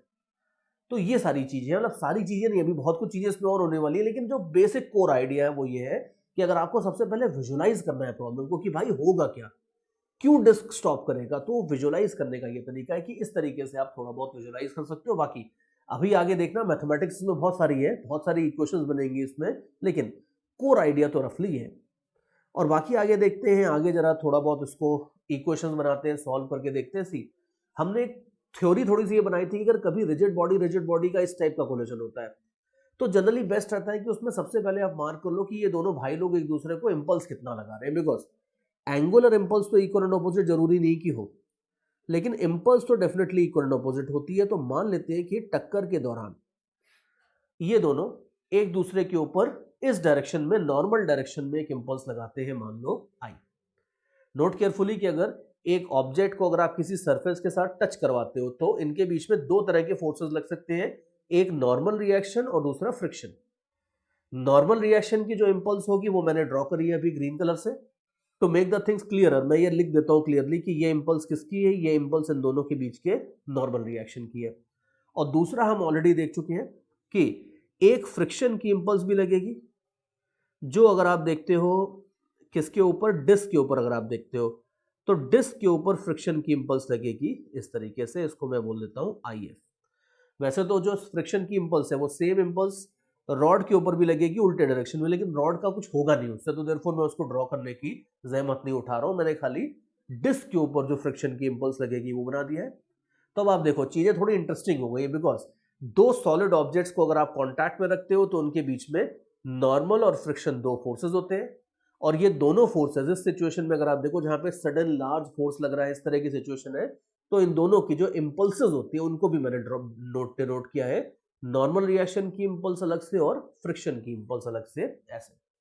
और हमें यह पता है कि अल्टीमेटली फ्रिक्शन की इंपल्स सारा खेल खेलने वाली है, बिकॉज फ्रिक्शन की इंपल्स इसको खाएगी इस एंगुलर स्पीड को, तो हमें अल्टीमेटली तो फ्रिक्शन की इंपल्स तक जाना है। लेकिन फ्रिक्शन डिपेंड करता है नॉर्मल पे, अपने को यह पता है कि फ्रिक्शन की जो मैक्सिमम वैल्यू होती है वो हो जाती है mu multiplied by normal reaction, और दोनों साइड अगर dt से मल्टीप्लाई करके आप इंटीग्रल लगा दो। इनफैक्ट ये काम आप याद करो कि हमने इंपल्स मोमेंटम की जो चीजें देखी थी वहां पे भी जब हमने फ्रिक्शन की इंपल्स देखी थी तो हमने ये सेम चीज वहां पे भी देखी थी, but I just give you a brief recap कि फ्रिक्शन और नॉर्मल रिएक्शन के बीच में जो इक्वेशन होती है उसमें अगर आप दोनों साइड dt लगा के, और जो जरा सा टाइम ऑफ कोलिजन है, मान लो सपोज ये कोलिजन जरा से डेल्टा टी टाइम में संपन्न हो जाता है, तो इस डेल्टा टी टाइम एक आध माइक्रो सेकेंड जो होगा उस टाइम इंटरवल के ऊपर अगर आप इंटीग्रेट कर दोगे तो यू कैन इजीली सी कि लेफ्ट साइड में जो है ये हो जाएगी इंपल्स ऑफ फ्रिक्शन, और म्यू को अगर आप बाहर ले लेते हो और ये कर देते हो तो राइट हैंड साइड में हो जाएगी इंपल्स ऑफ नॉर्मल रिएक्शन।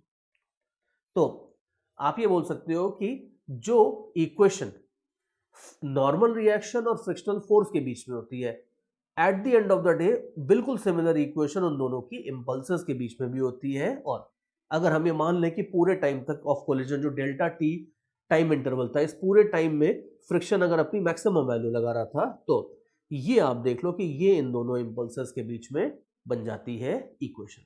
तो देयरफॉर अभी मैं थोड़ा सा रफर खटा दूंगा और ये इक्वेशन मैं यहाँ पे रिटेन कर लेता हूँ कि फ्रिक्शन की इंपल्स और नॉर्मल रिएक्शन की इंपल्स के बीच में क्या रिलेशन होता है, इसको मैं रिटेन कर लेता हूँ। लेकिन ध्यान से देखना कि ये जो इक्वेशन है, ये इक्वेशन मैंने तो दोबारा एक तरह से प्रूव कर दी है बहुत शॉर्ट में, लेकिन आपको एग्जाम में प्रूव करने की जरूरत नहीं है।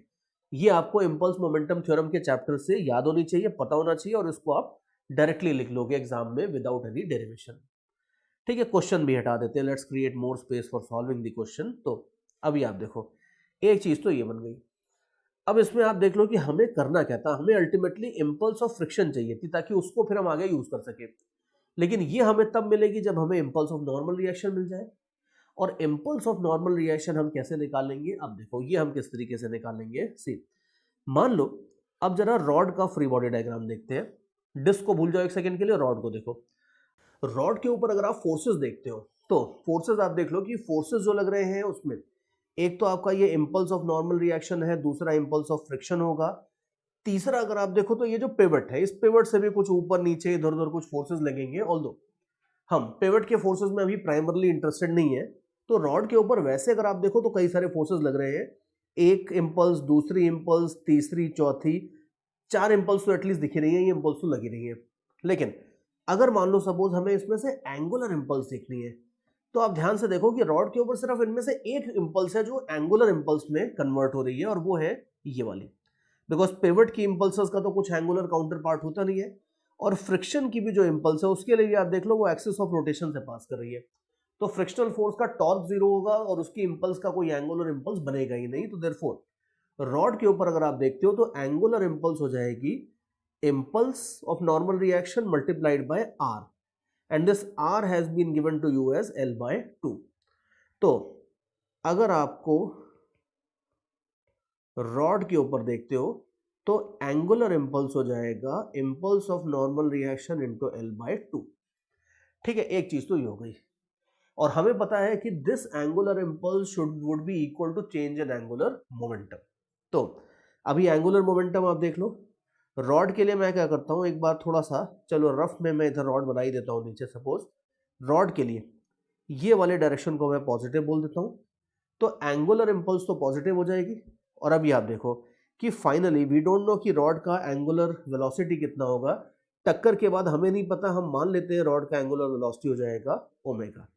तो रॉड का जो फाइनल एंगुलर मोमेंटम होगा ये हो जाएगा आई ओमेगा, और जो इनिशियल एंगुलर मोमेंटम था वो भी आप देख लो, initially the rod was going with angular speed omega naught in opposite direction, तो इस एंगुलर मोमेंटम को हम पहली बात तो नेगेटिव लेने वाले हैं, और जो इनिशियल एंगुलर मोमेंटम हो जाएगा वो हो जाएगा आई ओमेगा नॉट। तो देयरफॉर अगर मान लो अब इसके ऊपर हम रॉड के ऊपर एंगुलर इंपल्स मोमेंटम थ्योरम लगा देते हैं, तो एंगुलर इंपल्स हो जाती है I N into L by two. Change in angular momentum final minus initial देखोगे, इनिशियल में मैं एक माइनस साइन लगाना भूल गया हूं, वो भी मैं लगा देता हूं। तो फाइनल माइनस इनिशियल करोगे तो माइनस का माइनस प्लस हो जाएगा, तो ये हो जाएगा I into omega plus omega naught. और रॉड का जो मोमेंट ऑफ इनर्शिया उसकी भी वैल्यू पुट कर देता हूं ताकि वो किसी इंपल्स के चक्कर में कंफ्यूज नहीं हो जाए। अपन रॉड का मोमेंट ऑफ इनर्शिया आप देख लो, mass of rod into L square by 3। ठीक है, तो आप 3 कैंसिल कर दो, तो you will have impulse of normal reaction into L by 2 is equal to m। just let me write it little more properly। एक L भी cancel हो जाएगा, उसको भी मैंने कैंसिल कर ही दिया है, तो ये सब अगर आप मिला दोगे 2 को दूसरे साइड पे लेके जाओगे तो ये बन जाएगी equation. Let's call this equation as our first equation. तो ये हमारे पास एक छोटी सी इक्वेशन आ गई है। हमारा प्लान क्या है, हमारा प्लान बहुत लंबा है। हमारा प्लान ये है कि हमें इंपल्स ऑफ फ्रिक्शन निकालनी है ताकि हमें पता चल सके कि जो डिस्क है उस डिस्क को रोटेट करने से रोकने वाला टॉर्क वगैरह कितना होगा। उसके लिए हमें पता चला कि इंपल्स ऑफ नॉर्मल रिएक्शन चाहिएगी, और इंपल्स ऑफ नॉर्मल रिएक्शन निकालने के चक्कर में हमने कुछ इक्वेशन बना लिया है ऐसे। लेकिन अभी आप देखो कि यहाँ फिर अटक गए अपन, फिर प्रॉब्लम आ गई अपनी, बिकॉज हमें ओमेगा नॉट तो गिवन था, मास लेंथ भी गिवन है, बड़ी अच्छी बात है, बट ये नहीं गिवन है।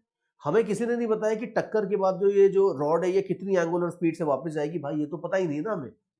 तो अगर ये पता नहीं है तो फिर ये भी पता नहीं है, दिस क्रिएट्स अ प्रॉब्लम। लेकिन आप और सोच के देखो कि ये ओमेगा हमें पता है, हमें कोएफिशिएंट ऑफ रेस्टिट्यूशन दिया है इन्होंने, तो ये जो कोएफिशिएंट ऑफ रेस्टिट्यूशन है कहाँ गया, इक्वल टू हाफ, ये रहा अपना दोस्त। तो इस कोएफिशिएंट ऑफ रेस्टिट्यूशन से हम अल्टीमेटली ओमेगा निकाल लेंगे, और फिर हमारा लाइफ सेट होता जाएगा। ओमेगा से आई एन आ जाएगा, आई एन से आई एफ आ जाएगा, और फिर हमारी गाड़ी चल पड़ेगी। तो चलो जरा एक बार इसके अंदर ई का भी इक्वेशन लगा के देख लेते हैं।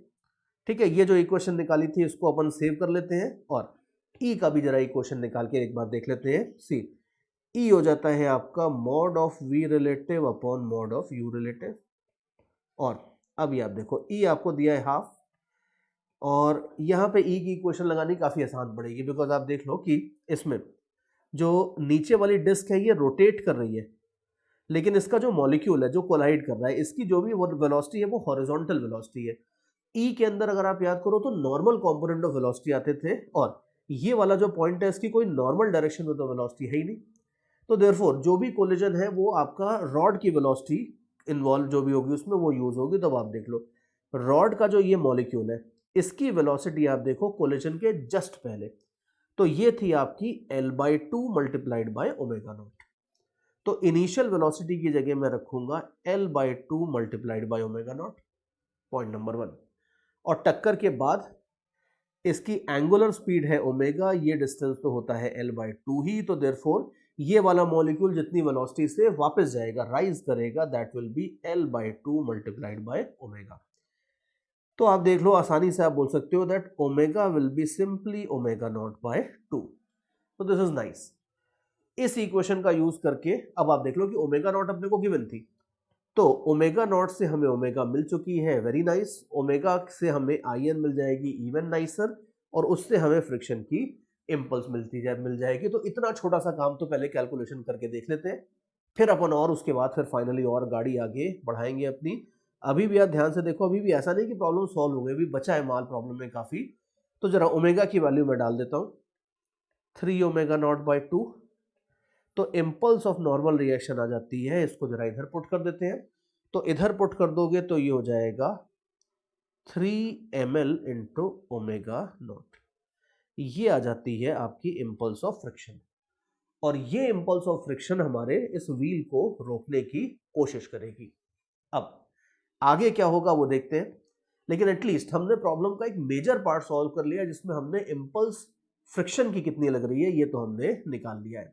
और आगे चल के ये जो थ्योरी मैं यहाँ पे डेवलप कर रहा हूँ, ये थ्योरी आगे चल के जब हम रोटेशन विद ट्रांसलेशन में आएंगे उसमें ये थ्योरी और ज्यादा यूज होगी, बट अगेन वो भी एडवांस प्लस सेक्शन में यूज होगी, लेकिन वो थ्योरी भी ध्यान रखना, वो थ्योरी भी आपके आगे काफी यूज होने वाली है। तो अभी और आगे चलते हैं। इम्पल्स ऑफ फ्रिक्शन तो मिल गई, वेरी नाइस।